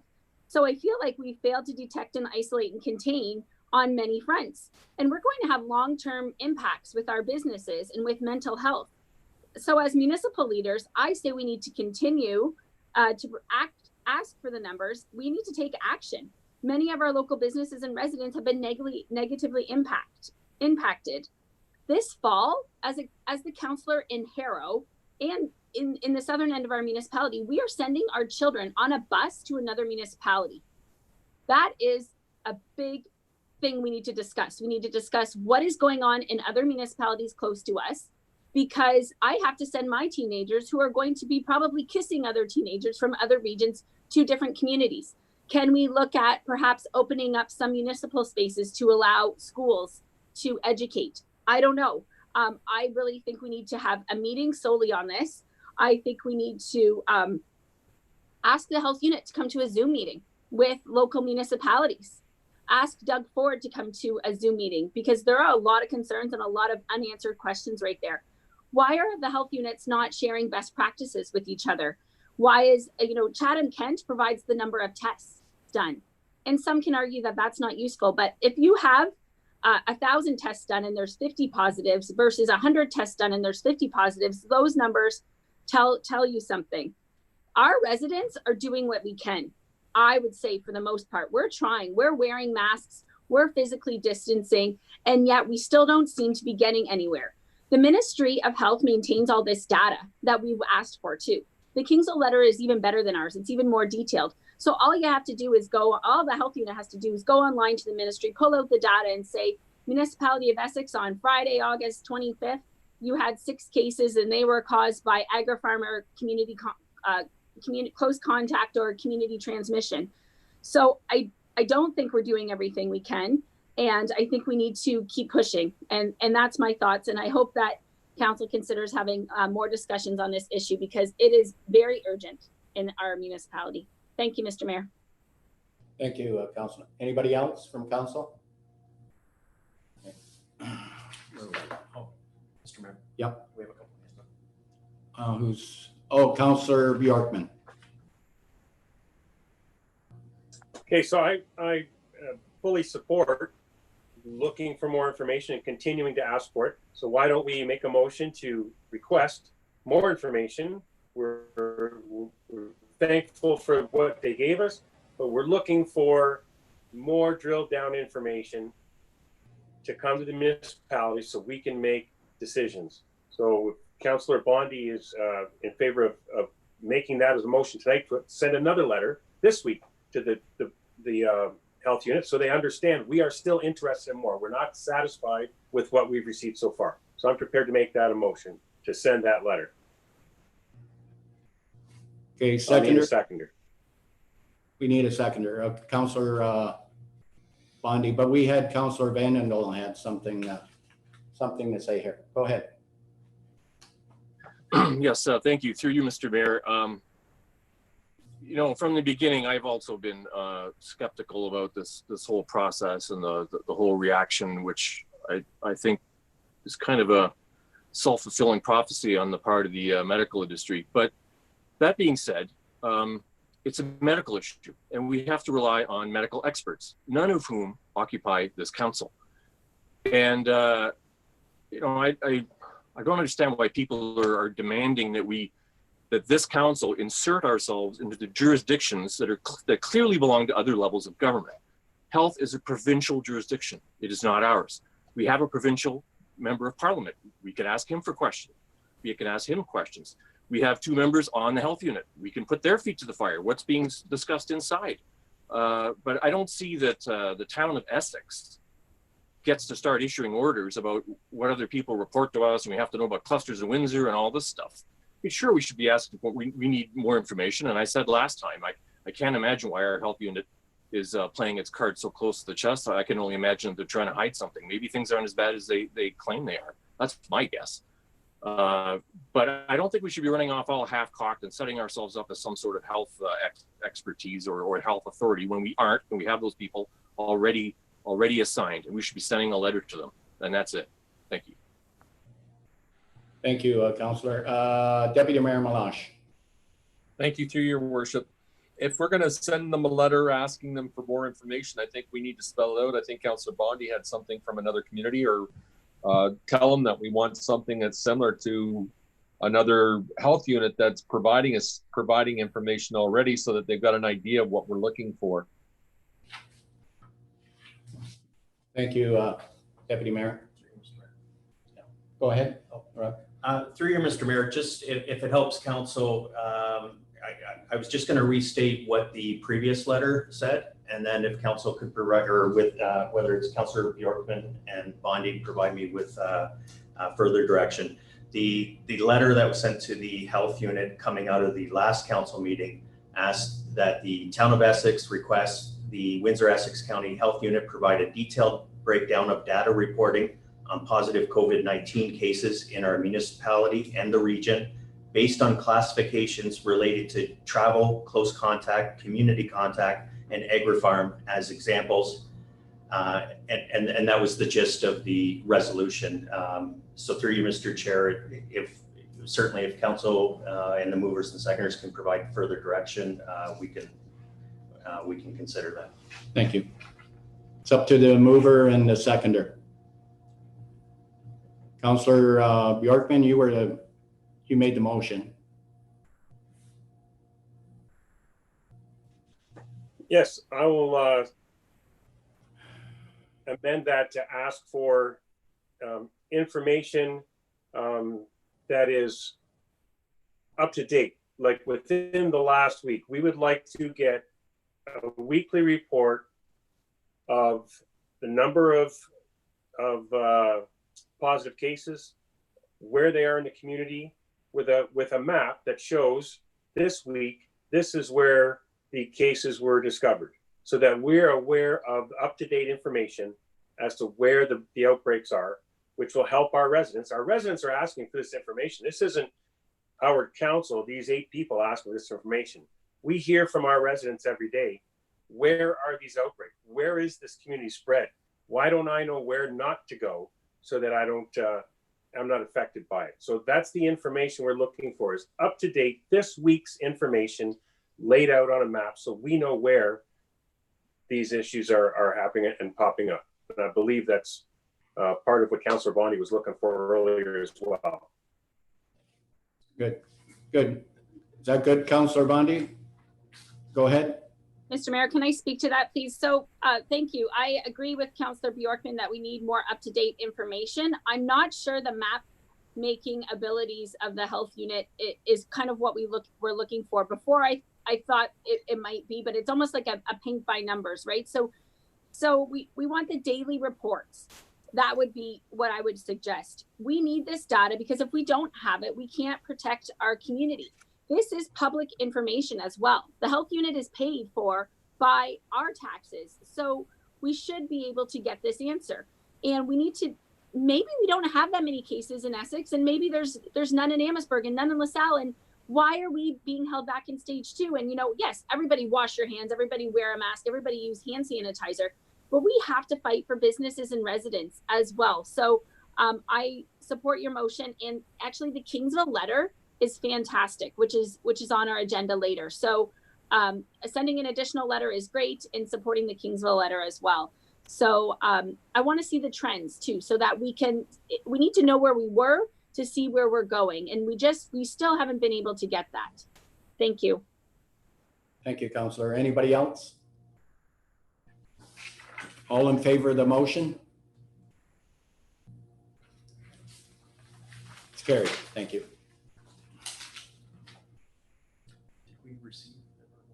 Yeah, we did.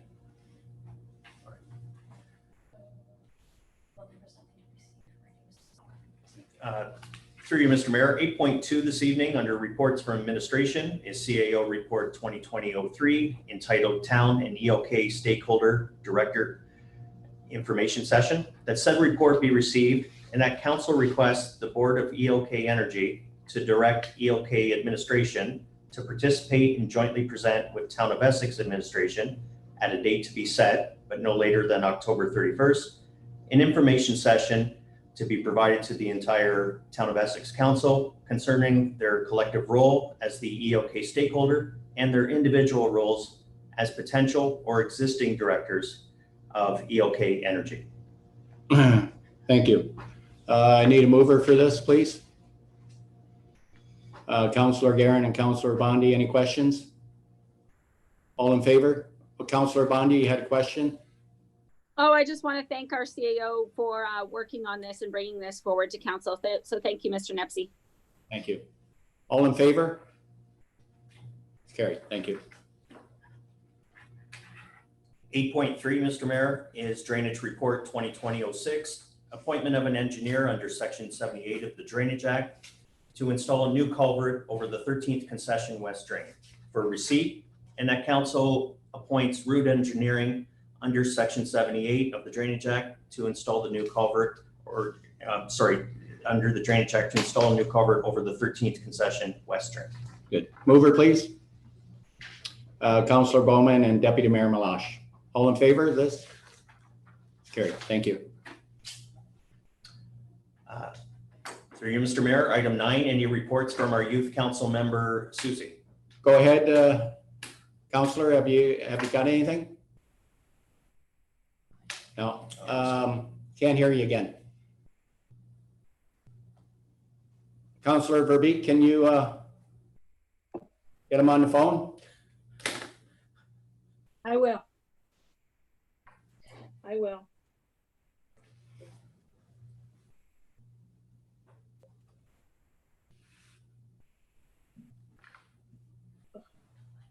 While we're doing that on county council update, I haven't got anything. Do you, Deputy Mayor? We don't have a meeting till.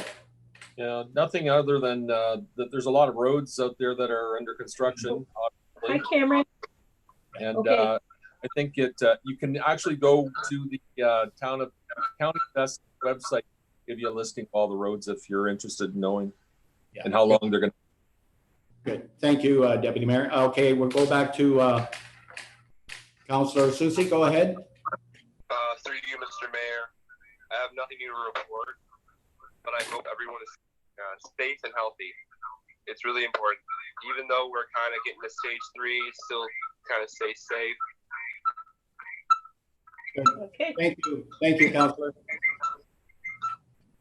Thank you very much, Cameron. You're welcome. Bye. Thank you. Bye.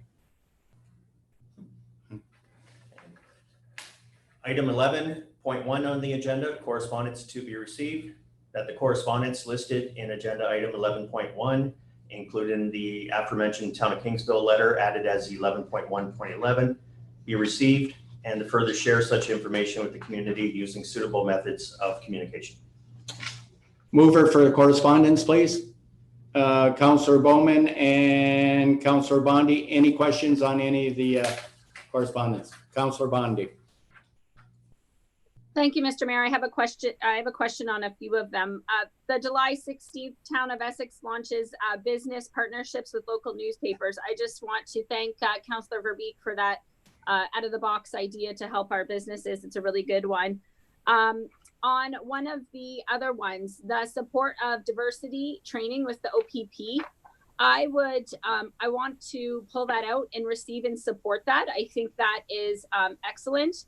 I wish that diversity training would actually go to police boards as well, because they are the ones that make the policies. They are the ones that have a lot of influence over the OPP. So I would love us to receive and support the Town of Gore Bay. And then I don't know if it's possible, but the Ministry of Municipal Affairs and Housing sent us a letter saying that we can have proxy appointments for our meetings. I really think that this is a kind of a neat idea that we investigate talking about. For example, you know, one of our parents is sick or one of our children is sick, but we really want to have an opinion on an idea. I think we should look into that as part of our review of our procedure bylaws. Like, we've had a counselor that was off sick a few times for 3-4 months. This is something they can read the agenda from their bed and call another counselor. And it's not like the other counselor cannot vote the way the counselor wants, because it's all on tape. So I would be like, you have to vote. I'm watching you, right? So I think that that's something we should look at. I actually would love to review a lot of our our policies and procedures. One of the things being bringing in recorded votes more often. So those are the two. I would like to make a motion that we support the town of Gore Bay, not just receive, but receive and support, and also receive and support the Kingsville letter. Like, I don't want to just receive the Kingsville letter. Thank you. Sorry. That's okay. What's the pleasure of council here? Are we support? Through you, Mr. Mayor. Go ahead. Yeah. So we have a motion to receive the other correspondence. Right, but she wants the 2 items that have been pulled aside could be dealt with separately. Separately. Okay. All in favor of the correspondence? Okay, it's carried. Now we'll deal with the 2 that Councillor Bondi want to pulled out. Receive and support. Have we got that? She made a motion. You made a motion, Councillor. So I'll start with the Kingsville one, Mr. Mayor, if I can, that we receive and support the letter from Kingsville Council. Okay. And send it to the health unit and all of our local municipalities if we can. Okay. You got a seconder on that one? Councillor Guerin? All in favor of that one? Okay, that one's carried. And go ahead with your second one, Councillor. Thank you, Mr. Mayor, that we receive the resolution from the Corporation of the Town of Gore Bay in support of OPP diversity training. Seconder on that one, Councillor Verbeek. All in favor of that one? Okay, it's carried. Thank you, Councillor.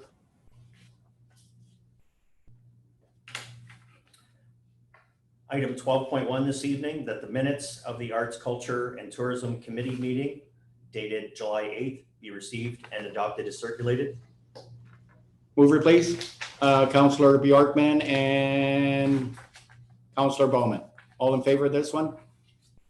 Carrie, did you have a question, Councillor Verbeek? Go ahead.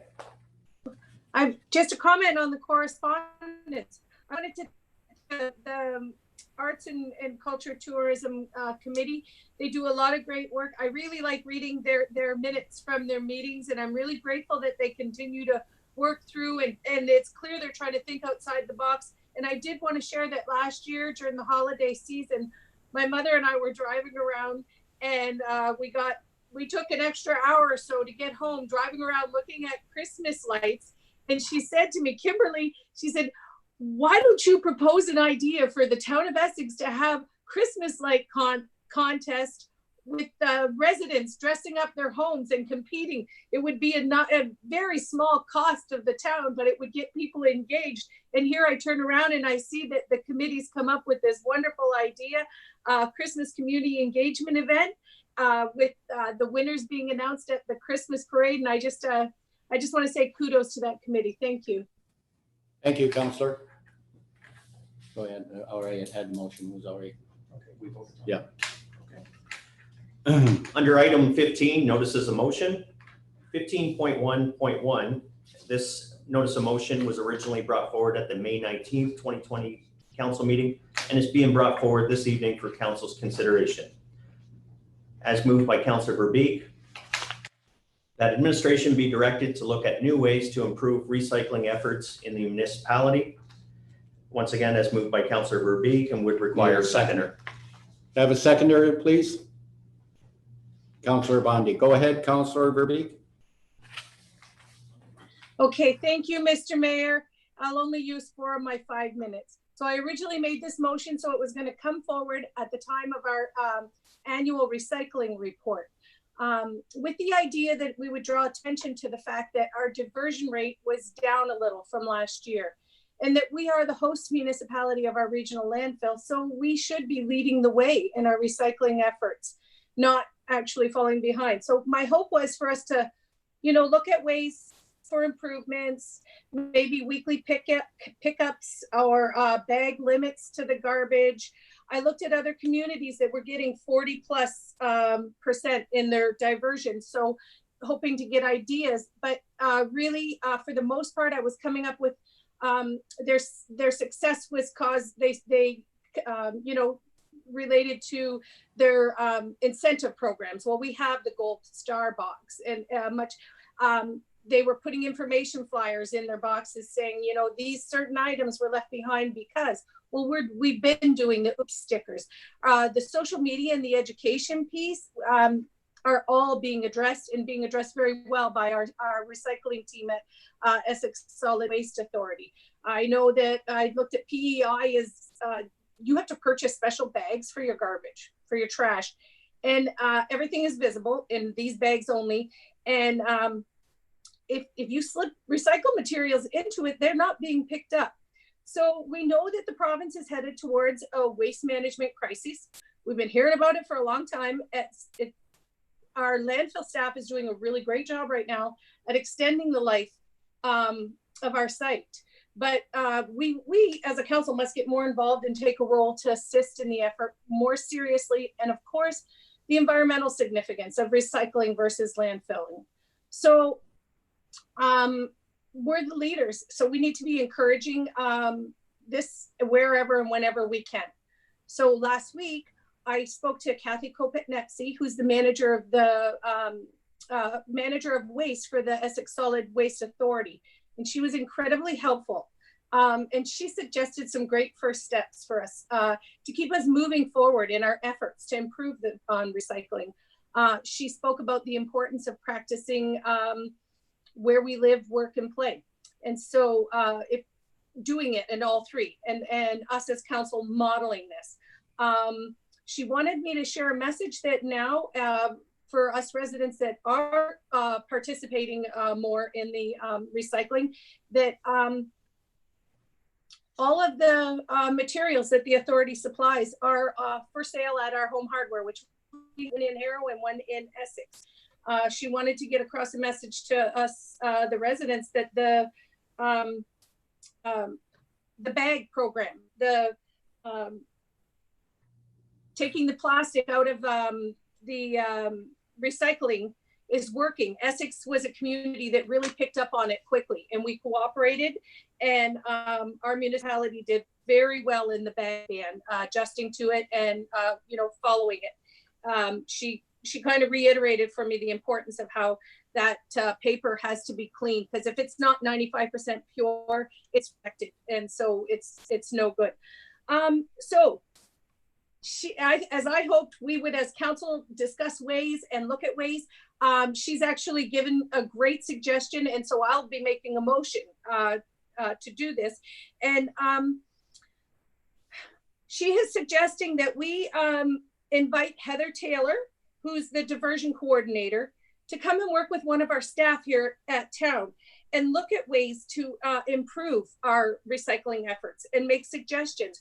Rather than my first thought to ask our staff to do another report and look at ways themselves, Heather will work with someone from our team and ask all the right questions and look at our facilities. Do all our facilities have the proper receptacles? Do we have any of our facilities that are actually, paying people to take our shredded paper off site? Because, we don't have to be paying. We should be using that service. Not saying that we're not, but some, it could be. How will we know if we aren't asking those questions?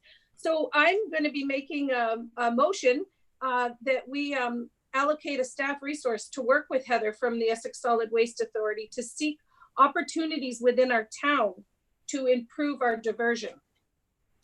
And I'll open the floor now. Thank you. Any questions, Councilor Bondi's okay with that. Okay, are you okay, Councilor Bondi? You were a seconder. You're okay with that? That's correct. Okay. Yes. Councilor Vanadon, you had a question? Yes, through you, Mr. Mayor. Once again, I've heard what I think is a very bad idea in there. That's doubling recycling pickups. And if you doubt that, then we should be asking our climate adaptation team to do the calculations on how much CO2 will be emitted with a 5-ton truck rolling through over 360 kilometers every week and only picking up stuff at every 4th house. I think every 2 weeks is already too unnecessary for me. The two of us, I only need to put it out every 4 to 8 weeks. I only put one bag of garbage out a week, so it's not as though I'm Mr. Landfill myself. But I think doubling the amount of pickups would be wasteful, and if you believe that CO2 is bad, then it would be doubly bad. So, thank you. Thank you. Anybody else? Councilor Bjorkman, go ahead. Thank you, Mr. Mayor. My question would be to our CAO, Mr. Nepsy, as far as allocating a staff member and bringing somebody in from the waste management. Do we have somebody? Do you have somebody in mind? How would this work with our staff as far as workload? Do you want to look at this before we as a council decide to impose something? Is there something that you would like to address in that area? Go ahead, Chris. Through your worship, thanks for the question, Councillor. I think it's something we've always partnered with USWA on. We have met and coordinated with Heather in the past. Maybe it's time to look again and see what's new in terms of product and where product goes. So definitely, I think Director Sweet would be the perfect person, or at least his department, in terms of facilities, right? Most of the paper that we generate and the recycling that we generate as a municipality in terms of internal comes from these facilities. So it's something I would continue along the lines with Doug. It's absolutely not an issue that we can reach out to USWA and coordinate another look at things. I do know, as Councillor Verbeek noted, office paper is big money when it's sold. And, these companies are out there. Is there a potential to somehow cut out the middleman and get that to the Solid Waste Authority and help reduce overall costs for everybody? So, yeah, no problem. That's not an issue for sure. That's something we can forge ahead with and look to continue that partnership. Thank you. Deputy Mayor Malash, go ahead. Thank you, through your worship. Yeah, I think it's a fantastic idea to relook. I believe, like Mr. Nepsy said, every once in a while it's a good idea to take a look and see if there's something different that we can do, or somewhere where we've fallen by the wayside on, an original intention on doing recycling somewhere or in a different way. And to get an expert in like Heather would be fantastic. And I know that Doug, several years ago, we tasked him with doing exactly the same thing as we're talking about right now, and he went through all the facilities. And at that time, we didn't even have recycling in our arenas at the time, and so on. And we've gone to great extents to try and do as much recycling as possible. I know Coan Park too is a separate body from community services, and they do recycling there as well to the 10th degree. They do a great job. But one thing too I wanted to mention to Councillor Verbeek on the idea of having a second pickup is the cost of the equipment, and that's the reason why we don't have because we've questioned this to Essex Windsor Solid Waste in previous years. What would be the cost of having an additional pickup? And because anything that we do with recycling increases the cost of the cost per ton that we bring to the landfill. So in reality, the landfill, if we had no recycle program whatsoever, the cost would be somewhere around, it's somewhere between $30 and $40 And the recycling program is costing us an additional $60 for every ton of recycled that we pick up. So I don't know if I'm explaining that exactly right. Our rate per ton of garbage that we put into the landfill is around between 105 and 110, I believe, right now. And the cost of the garbage that actually goes to the landfill is around between $35 and $40, and the other $60 to $65 is actually the cost of the recycling program. So any additional trucks that we add to do additional recycling, that would be doubling our trucks that we have right now, our truck equipment, would cost us considerably. So that's probably going to be something that's prohibitive in that sense. They don't want to add another $20 for every ton of garbage that we put into the landfill. There's a lot of pressure on Essex Windsor Solid Waste Board to try and keep the cost increase low. In particular, the city of Windsor in the past has been the ones that don't want to increase the cost. But I mean, we're the same way. We don't want to increase the cost if we can avoid it. So there'd have to be some kind of study done to see if that would really help increase the amount of recycling materials that we would collect. And Councillor Vanderdolen's instance wouldn't do any good. In mine, every 2 weeks is fine. I still have a lot of recycle when I put it out after 2 weeks, but I can live with doing it every other week. Thank you. Thank you, Deputy Mayor. Councillor Bondi. Thank you, Mr. Mayor. Sorry, she fell off her chair. But anyway, some comments I hear from residents in Harrow is they would like to see a green bin similar to that in Essex Center. I think that could promote waste diversion, just something to discuss. Another thing is we really have to work hard still on public education. I have brought my children, my dogs to the Harrow Soccer Complex. And if you look in a recycle bin, it is bags and bags of dog poop. So it's contamination. So even if it's 90% or 95% pop cans, there's 1 or 2 bags of dog poop in there. And then you have to throw the whole thing out. So that is a problem too, right? I think our recycling system is fairly decent, but I think habits that we have make it inefficient and ineffective. So I think we need a multi-prong approach, and I'm all for investigating waste diversion. Thank you. Thank you. Anybody else from council? So Councillor Verbeek, you said you were going to make a motion. We got the motion. Okay. Yeah. So I guess then I get the final remarks before we vote. I just want to say that thanks for the discussion. I think I might have been misunderstood. I'm not supporting a weekly truck. I was saying that those were some of the items that were coming up when I was originally doing my research to see how we could increase our diversion rate and improve on our recycling efforts. And that was one of the suggestions. It's not one that I'm making tonight. I'm not making bag fees or bag limit either. My understanding is that Heather actually just has a straightforward Q&A that she'll question. She'll email and you can kind of like do an audit and evaluation. I do know that we did it a few years ago, but hey, we have to show some leadership in our willingness to, be open to it. Bondi mentioned education piece. That's something that's going to come out of this after the fact. When we've looked at if there's ways we as a town or as a council can improve within the municipality. So if my motion doesn't pique your environmental concern, then perhaps the potential saving for some money might, which is also something that could be found during this audit.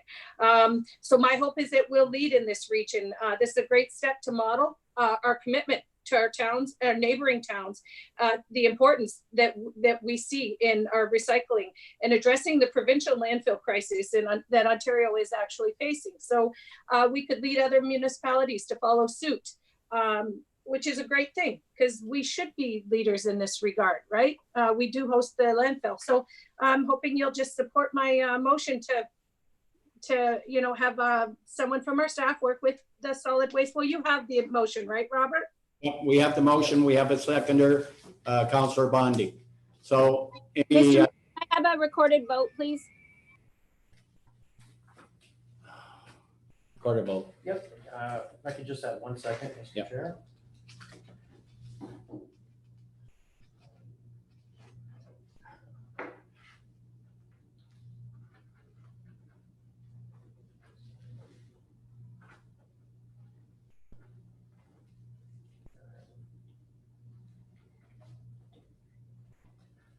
Okay, so through you, Mr. Chair, as moved, the notice of motion as amended, as moved by Councillor Verbeek, seconded by Councillor Bondi, that council direct administration to allocate town staff to invite Heather Taylor from the Essex Windsor Solid Waste Authority to work with Town of Essex administration to review town facilities and its recycling efforts and review ways to improve same. Councillor Bondi has requested a recorded vote. Councillor Bondi, how do you vote on that motion? Support. Councillor Vanderdolen? Support. Councillor Bowman? Support. Mayor Snively? Support. Deputy Mayor Meloche? Support. Councillor Guerin? Support. Councillor Verbeek?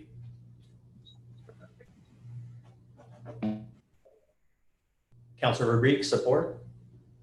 Support, sorry. Yeah. And Councillor Bjorkman? Support. With a recorded vote of 8 in favor and none opposed, the motion carries. Thank you, everyone. 15.2.1 on the agenda.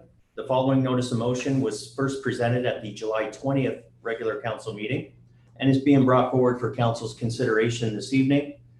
As moved by Deputy Mayor Meloche, that council request Town of Essex administration to include as part of their site plan control procedures, notification to property owners abutting a new subdivision of the potential for water pooling if the existing property owners lack rear yard drainage. Further, that these neighbors are notified with direct mail outs so that the existing properties have full comprehension of potential outcomes. And further, that the Town of Essex act in the residents' best interest with aiding conversation between the new subdivision builder and the existing neighborhood in coming to a solution with regards to rear yard drainage. Once again, as moved by the Deputy Mayor, would require a seconder. I need a seconder, Councillor Guerin. Go ahead, Deputy Mayor Meloche, you wanted to speak on it? Yes, thank you through you, Mr. Mayor. There's a number of us councillors that have been involved in some issues that have happened here in the Town of Essex. And there's been issues that have happened over the last couple of years. I know there's been some on Hanlon, now on Fairview. And I think we need to be more proactive in trying to ensure that these existing homes that have been there for a number of years, you know, like 30 to 35 plus years. And I get it that their water may have been draining onto another property, another vacant field or a number of lots. And there was no issue with it. But now that their land is being developed, they're having issues with because the elevations have increased in the properties that they were previously draining to. They're having pooling. A lot of them call it flooding, but I would tend to say more along the lines of pooling in their backyards or their side yards until that water can dissipate on its own into the ground. And I just think that we'd be much better as a town if we can provide that service to our residents to advise them in advance of what's potential to happen. I don't think there's anybody, and I would be in the same situation. I would think to myself, there's no way that amount of water would be sitting at the back of my yard once these people build on the other side of my backyard fence. And I think it's up to us to try and educate and better educate and make sure that these neighbors understand. And again, as the last part says, make sure that we're looking, even perhaps partnering with the new subdivision that's going in to try and get that backyard drainage put into the existing neighborhoods at the same time as, you know, maybe the construction is there to put it in for the new subdivision itself. So I don't know if anybody has any questions. I think it's pretty straightforward. One other thing I want to say before I give up the mic here. There may not be a lot of these properties that are left in the town of Essex because there's been a lot of infilling in the last few years. There still are a number of them that could potentially happen, but I think particularly when we get to Harrow, if there's ever a boom that, you know, all of a sudden something takes off where we've got a lot of building that goes on, there's potential for this to happen in Harrow. So I just want to be sure that we're catching all of these situations and making sure that we don't have problems after the construction's completed or started. Thanks. Thank you, Deputy Mayor. Councillor Guerin, go ahead. Thank you, Mr. Mayor. Yeah, just to help Deputy Mayor Meloche along with drawing a better picture for maybe some of the councillors that haven't been involved with any complaints from residents. A lot of these homes that are older that used to back on the fields, what's happening is they don't have rear yard drainage. They're typically draining into a farmer's field per se. Illegally, I'm sure, or not, when they built the homes back in the day, that's just what they did. And the property owner didn't think anything about it and allowed it. So what's happening is these new developments are being built, and what's happening is now their water has nowhere to drain. So I think where we're trying to go with this is if the town knows that developments are coming up that are going to be abutting onto those type of properties, that we at least give our residents the heads up via letter, you know, 3 months, 6 months out, that it may happen, and allow them time to fix the problem. Because what happens once the new development comes in, they have no access now from that field. So it may be a little easier for them to deal with it. They probably will disagree that that's not the case. They may not even do the work and until the development is built, but at least we're giving them the heads up. We're doing our part. It may save administration a lot of work, because once those homes are built, they're going to get the calls if they weren't taken care of. So I think it's a good motion. I think it's if it's possible, I don't see any reason why we wouldn't be able to do it. But looking forward to hear administration's thoughts on that as well. Good. Anybody else from council? Councillor Van Dolen, go ahead. Through you, Mr. Mayor, I don't see anything wrong with notifying people, but I think we should also notify them, or perhaps remind them that, you know, the entire town of Essex was unfarmable, uninhabitable swampland in the 1700s. And this is a large part of our problem. My father actually was a waterproofing contractor. He mostly did commercial industrial stuff, but he also did about 5,000 to 10,000 homes. And I worked in the field for 10 years. I know a lot about leaky basements and flooded yards. And this is going to happen in a flat area, especially everybody seemed, until recently, everybody built block basements around here, which are disastrous in a flat, low-lying area. But we should remind people that, you know, there's history behind this. It's not just us. It's not just the new developer. It's the fact that we live in basically a former lake bottom, and this is natural. And in fact, we're doing a really good job of controlling what should be a much worse problem, and certainly has been a much worse problem up around the GTA, and it's not even flat. So if we could get that in there, I'd appreciate it. Thank you. Councillor Bjorkman, go ahead. Thank you, Mr. Mayor. Through you to the planning department, probably to Director Chadwick. As far as the motion here, what will this increase to what you do now, and how do you see the workload that this will affect in your department? Go ahead, Lori, you can answer that. Thank you, Mayor Snively, and thank you, Councillor Bjorkman. And to Deputy Mayor Meloche for bringing this forward as an official notice of motion. So will it add any additional workload? No, not necessarily. What we're doing here behind the scenes is we're already working towards improving our processes coming on board, we've seen that, or rather, I've seen that there are opportunities for us to improve in terms of educating the adjacent properties and going above and beyond what's out there in the Planning Act and the Ontario Building Code. So we are meeting the requirements at this time. Can we go above and beyond that? Absolutely. Will there be an onus on us? Not necessarily. I think sending notice, beyond the plan of subdivision requirements is not going to be so onerous that we are going to, at the end of the day, feel that burden. If anything, it will save us that heartache, and it'll save us that time that we spend resident after resident in trying to, one-on-one address these issues. I love the ideas, Deputy Mayor Meloche. I think that, all of these ideas coming together, it's really going to provide us with a whole slew of things to look at. So I would propose that we prepare some process improvements and that we bring forward for council's information what we are proposing, or rather what we will be implementing. It is also a perfect time because we are formalizing some additional requirements under our future and soon to be new development standards manual. There will be a report coming to council in the next 3 weeks to get started and kickstart that project.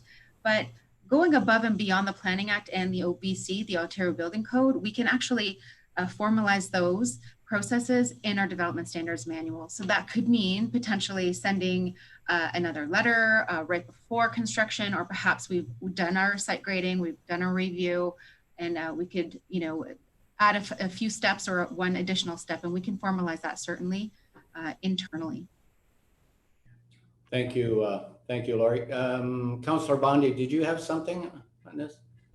Yes, thank you, Mr. Mayor. So I understand this correctly. Do all of our urban areas in Harrow and Essex Center fall under owner responsibility for drainage in their backyard? Because I do know that tonight we're talking about cases in Essex, but I have had some cases in Harrow, and it's not necessarily it's not new development between King Street and Maple, right? I have a lot of backyard flooding there, and residents have been seeking my assistance for a year and a half, and I'm really going in circles because I can't really help them. So that's just my question: is in Harrow Center, is the drainage completely in everybody's backyards their responsibility? Thank you. I think, Lori, can you answer that? I'll do my best.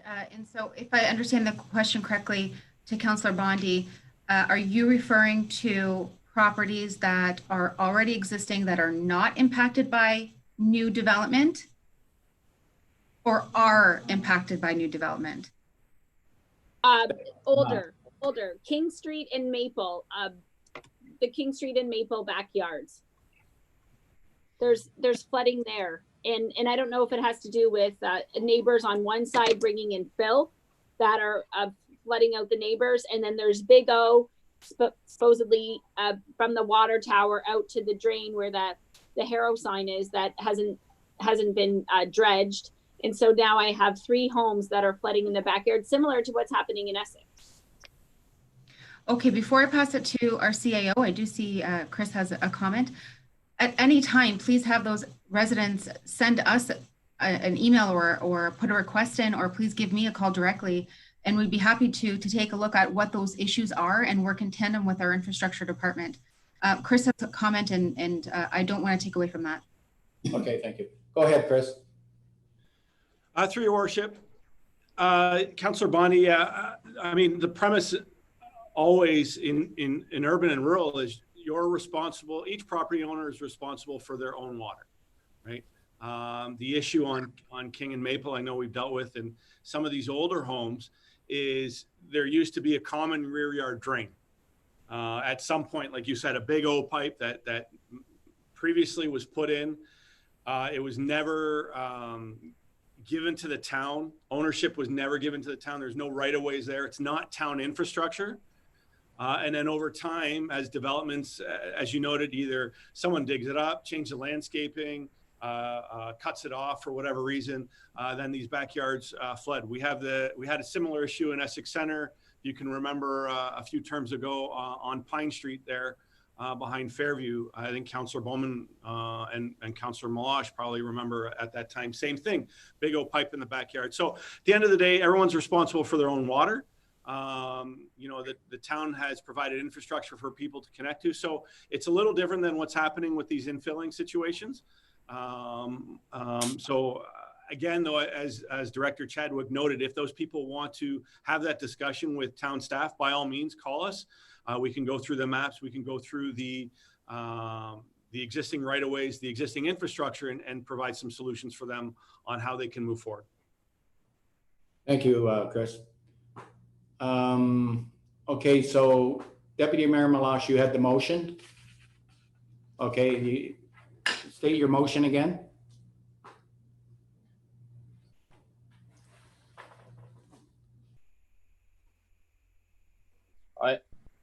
That council requests the Town of Essex Planning Department include as part of their site plan control procedures notification to property owners abutting a new subdivision of potential for water pooling if the existing property owners lack rear yard drainage, and that these neighbors are notified with direct mailouts so that the existing properties have full comprehension of potential outcomes, for example, water pooling of their own watershed at side yard or backyard, and that the Town of Essex will act in the residents' best interest with aiding conversation between the new subdivision builder and the existing neighborhood in coming to a solution with regards to rear yard drainage. Thank you. I need a seconder for that motion, please. There is a seconder. Oh, who was? Councillor Guerin. Councillor Guerin already second. Any further questions on this one? All in favor? It's carried. I had a question. Go ahead, Councillor Van Anu. Well, I'm just a little bit worried. Well, that warning could be taken by some people to almost be a promise that, well, there's a new subdivision going in next door and it's going to flood you. If they take it that way, we're never going to get another subdivision approved. There's going to be a huge opposition to every subdivision in future. Isn't that a concern?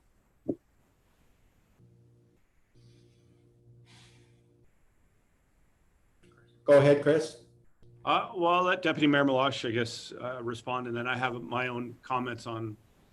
So if we don't address it right at the front, it's going to be an issue afterwards, as we can see that's happened in several instances right now. I'd rather be up front with the residents that something is going to potentially happen. It's not really flooding. It's pooling of water of your own water from your yard that at one point in time was allowed to drain into another piece of property. And I think that we need to have our drainage experts on hand for these meetings to properly explain to these residents what's going to happen once they don't have that vacant property to drain their water onto. It's going to end up sitting at their low spots in their yards and drain slowly into the soil as it can. So I think we're better off to tackle the issue up front rather than wait till there is an issue and then try and go back to the residents. And a lot of the residents that Joe and I and Morley had talked to in the last this last issue, they would have been more accepting of it, I believe, if we had told them up front that there was an issue. And that was one of the questions that they said to us. Why didn't anybody explain this to us? We had no idea. We figured that our water was taken care of. We didn't realize the water was actually going into another property. And I think that we need to address this. It's been a common issue over the last 16 years that I've been on, 16 or 17 years that I've been on council. We've got to address this.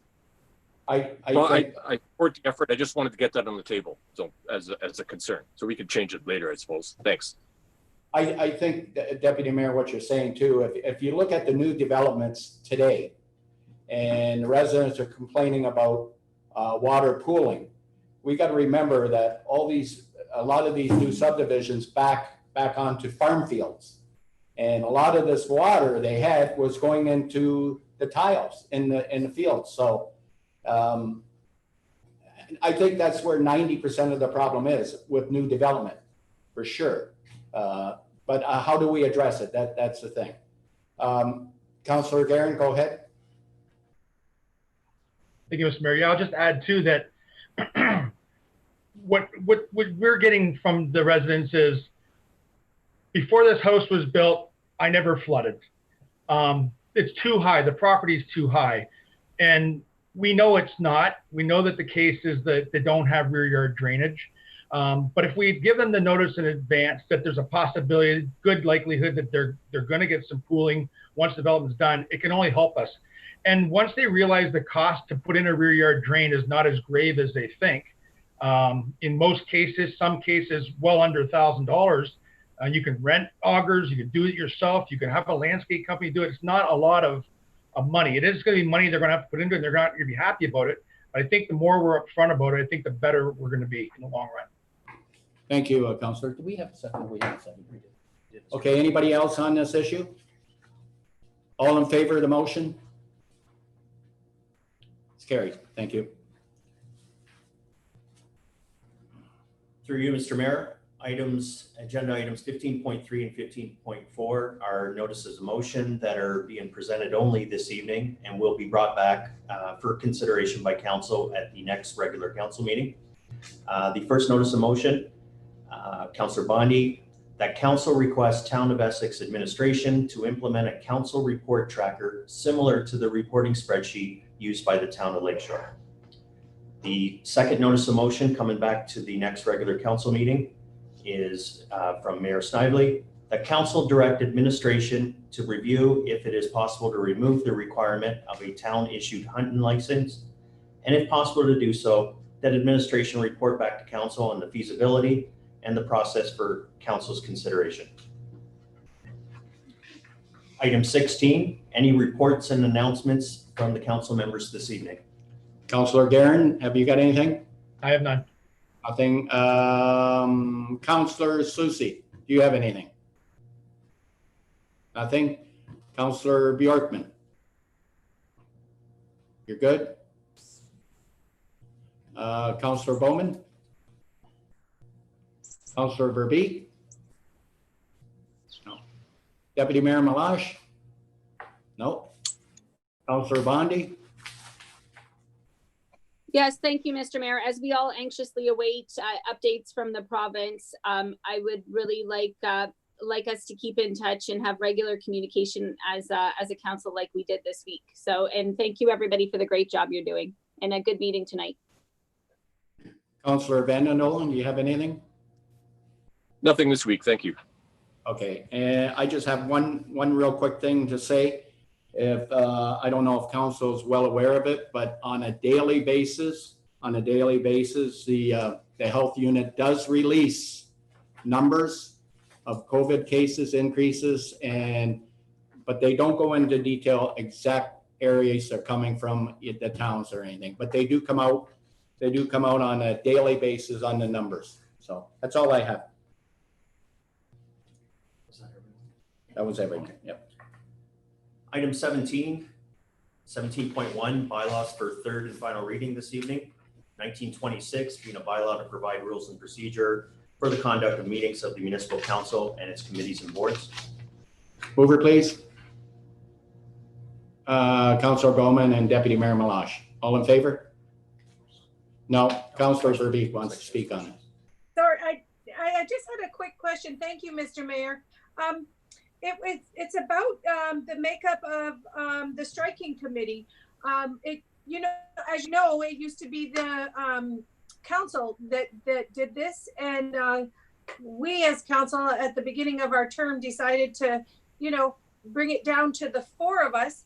I'm just wondering who decided and why it's being suggested that we bring it down to 3 members: the mayor, the deputy mayor, and 1 councillor. I didn't see that when I watched in the past, and I've watched the last 2 terms, the council came together and appointed people to the roles on the committees and boards, and it seemed to work fine. But in an effort to, save all of council an extra meeting, we decided to bring it down to 4, which in turn, I also think the striking committee has been working fine as it is. Even though we would, 4 people could create perhaps a or something. There were sometimes where we all came with a preferred candidate and we talked it through. There was never a hung jury or anything. I'm just wondering if if you could comment, Mr. O'Shea, on why there's a suggestion that we bring the striking committee down to 3. Just because I know there was already some concerns brought to me about how it used to always be done by council as a whole, and now just 4 of us, as I'm on the striking committee, so I say us, are doing it, and now there's a suggestion we bring it to 3. That's all. Through you, Mr. Mayor, to Councillor Verbeek. No other rationale other than when we were doing the review of the procedural bylaw, the goal was an effort to try to streamline matters. We did find in a couple of other bylaws whose the names of the municipalities escape me at the moment. They had proposed striking committees with lower numbers. So it was really just a proposal for council to consider, for council's consideration for 3 members. Certainly, if it's still the desire of council to just keep that at 4 members, council could consider giving third reading tonight with direction to keep it at the 4 members. That would be up to council, but it was merely just coming from a place of trying to streamline overall matters. Anybody else? Councillor Guerin? Yeah, I thank you through you, Ms. Mayor. I'd like to keep it at 4 if no one else on council is opposed to that. Councillor Bowman? He moved on. You second it? So through you, Mr. Chair, I believe Councillor Bowman moved on that, so that would be his friendly amendment should he wish. Oh, okay. You want to? I'd rather leave it at the 3. And I'd like to point out at one time the mayor made all the decisions, and it was at his discretion how the committee or the boards and committees were made up. It's been expanded since. I think the smaller you keep that committee, the better. You have a mayor and a deputy mayor and one elected from council. And I think the mayor is obviously your head of your municipality. Deputy mayor is the seconder. And I think the idea of having an elected from the council, in the case that the mayor and deputy mayor were, say, new people to the council, at least you would be appointing somebody that you would hope would have a pretty broad spectrum of what each of those committees were involved in, what they did. So I would rather keep it at the 3 people and keep it there. And that would be my wish. Thank you, Councilor. Deputy Mayor Malash, you had a yeah, I'm more in favor of the 4. I like the idea of having half of council sitting down and hashing it out. Yeah, I think it worked really well the way we did it last time, and we didn't really have any clashes or anything like that, but we were able to make common sense of why certain people should be on certain committees, and trying to use their experiences as a reason why they'd sit on a committee. Trying to make sure that we don't pick the same people over and put them on multiple committees, whereas we have other talented people in the community that want to be part of a committee. So we tried to disperse it. I think we did a great job, and I think it's easier actually to do it with 4 than it would be with 3. It's a better view of the entire council, I think, if you use 4. Thank you. Councillor Bowman, go ahead. I believe the consensus is for 4 people, and rather than argue the motion for any length of time, I would agree to take a friendly amendment to make it 4 rather than 3 and move forward. Okay, thank you. And then we have Deputy Mayor Malash that second it. Yeah. All in favor of that? It's carried.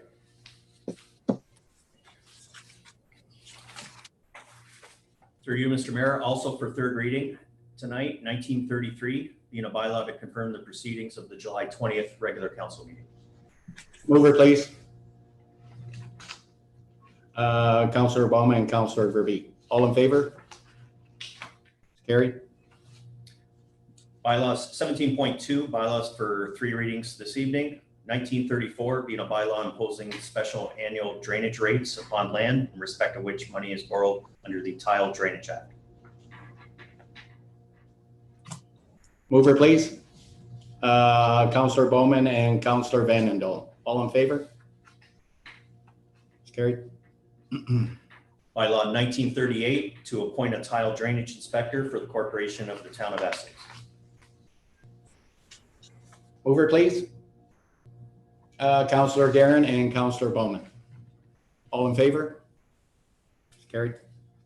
And bylaw 1940, being a bylaw for the declaration of surplus lands by the corporation of the town of Essex. Mover, please. Councillor Bowman and Councillor Bjorkman. All in favor of this one? It's carried. And for 2 readings this evening, bylaw 1939, being a bylaw to confirm the proceedings of this August 4th, 2020 regular council meeting. Mover, please. You guys want to stay here a little longer? Councillor Bowman and Councillor Guerin, all in favor? It's carried. And I need a mover to adjourn, Deputy Mayor Meloche and Councillor Vanendel. Thank you very much, council. It was a good council meeting tonight. Thank you. See you guys. God bless.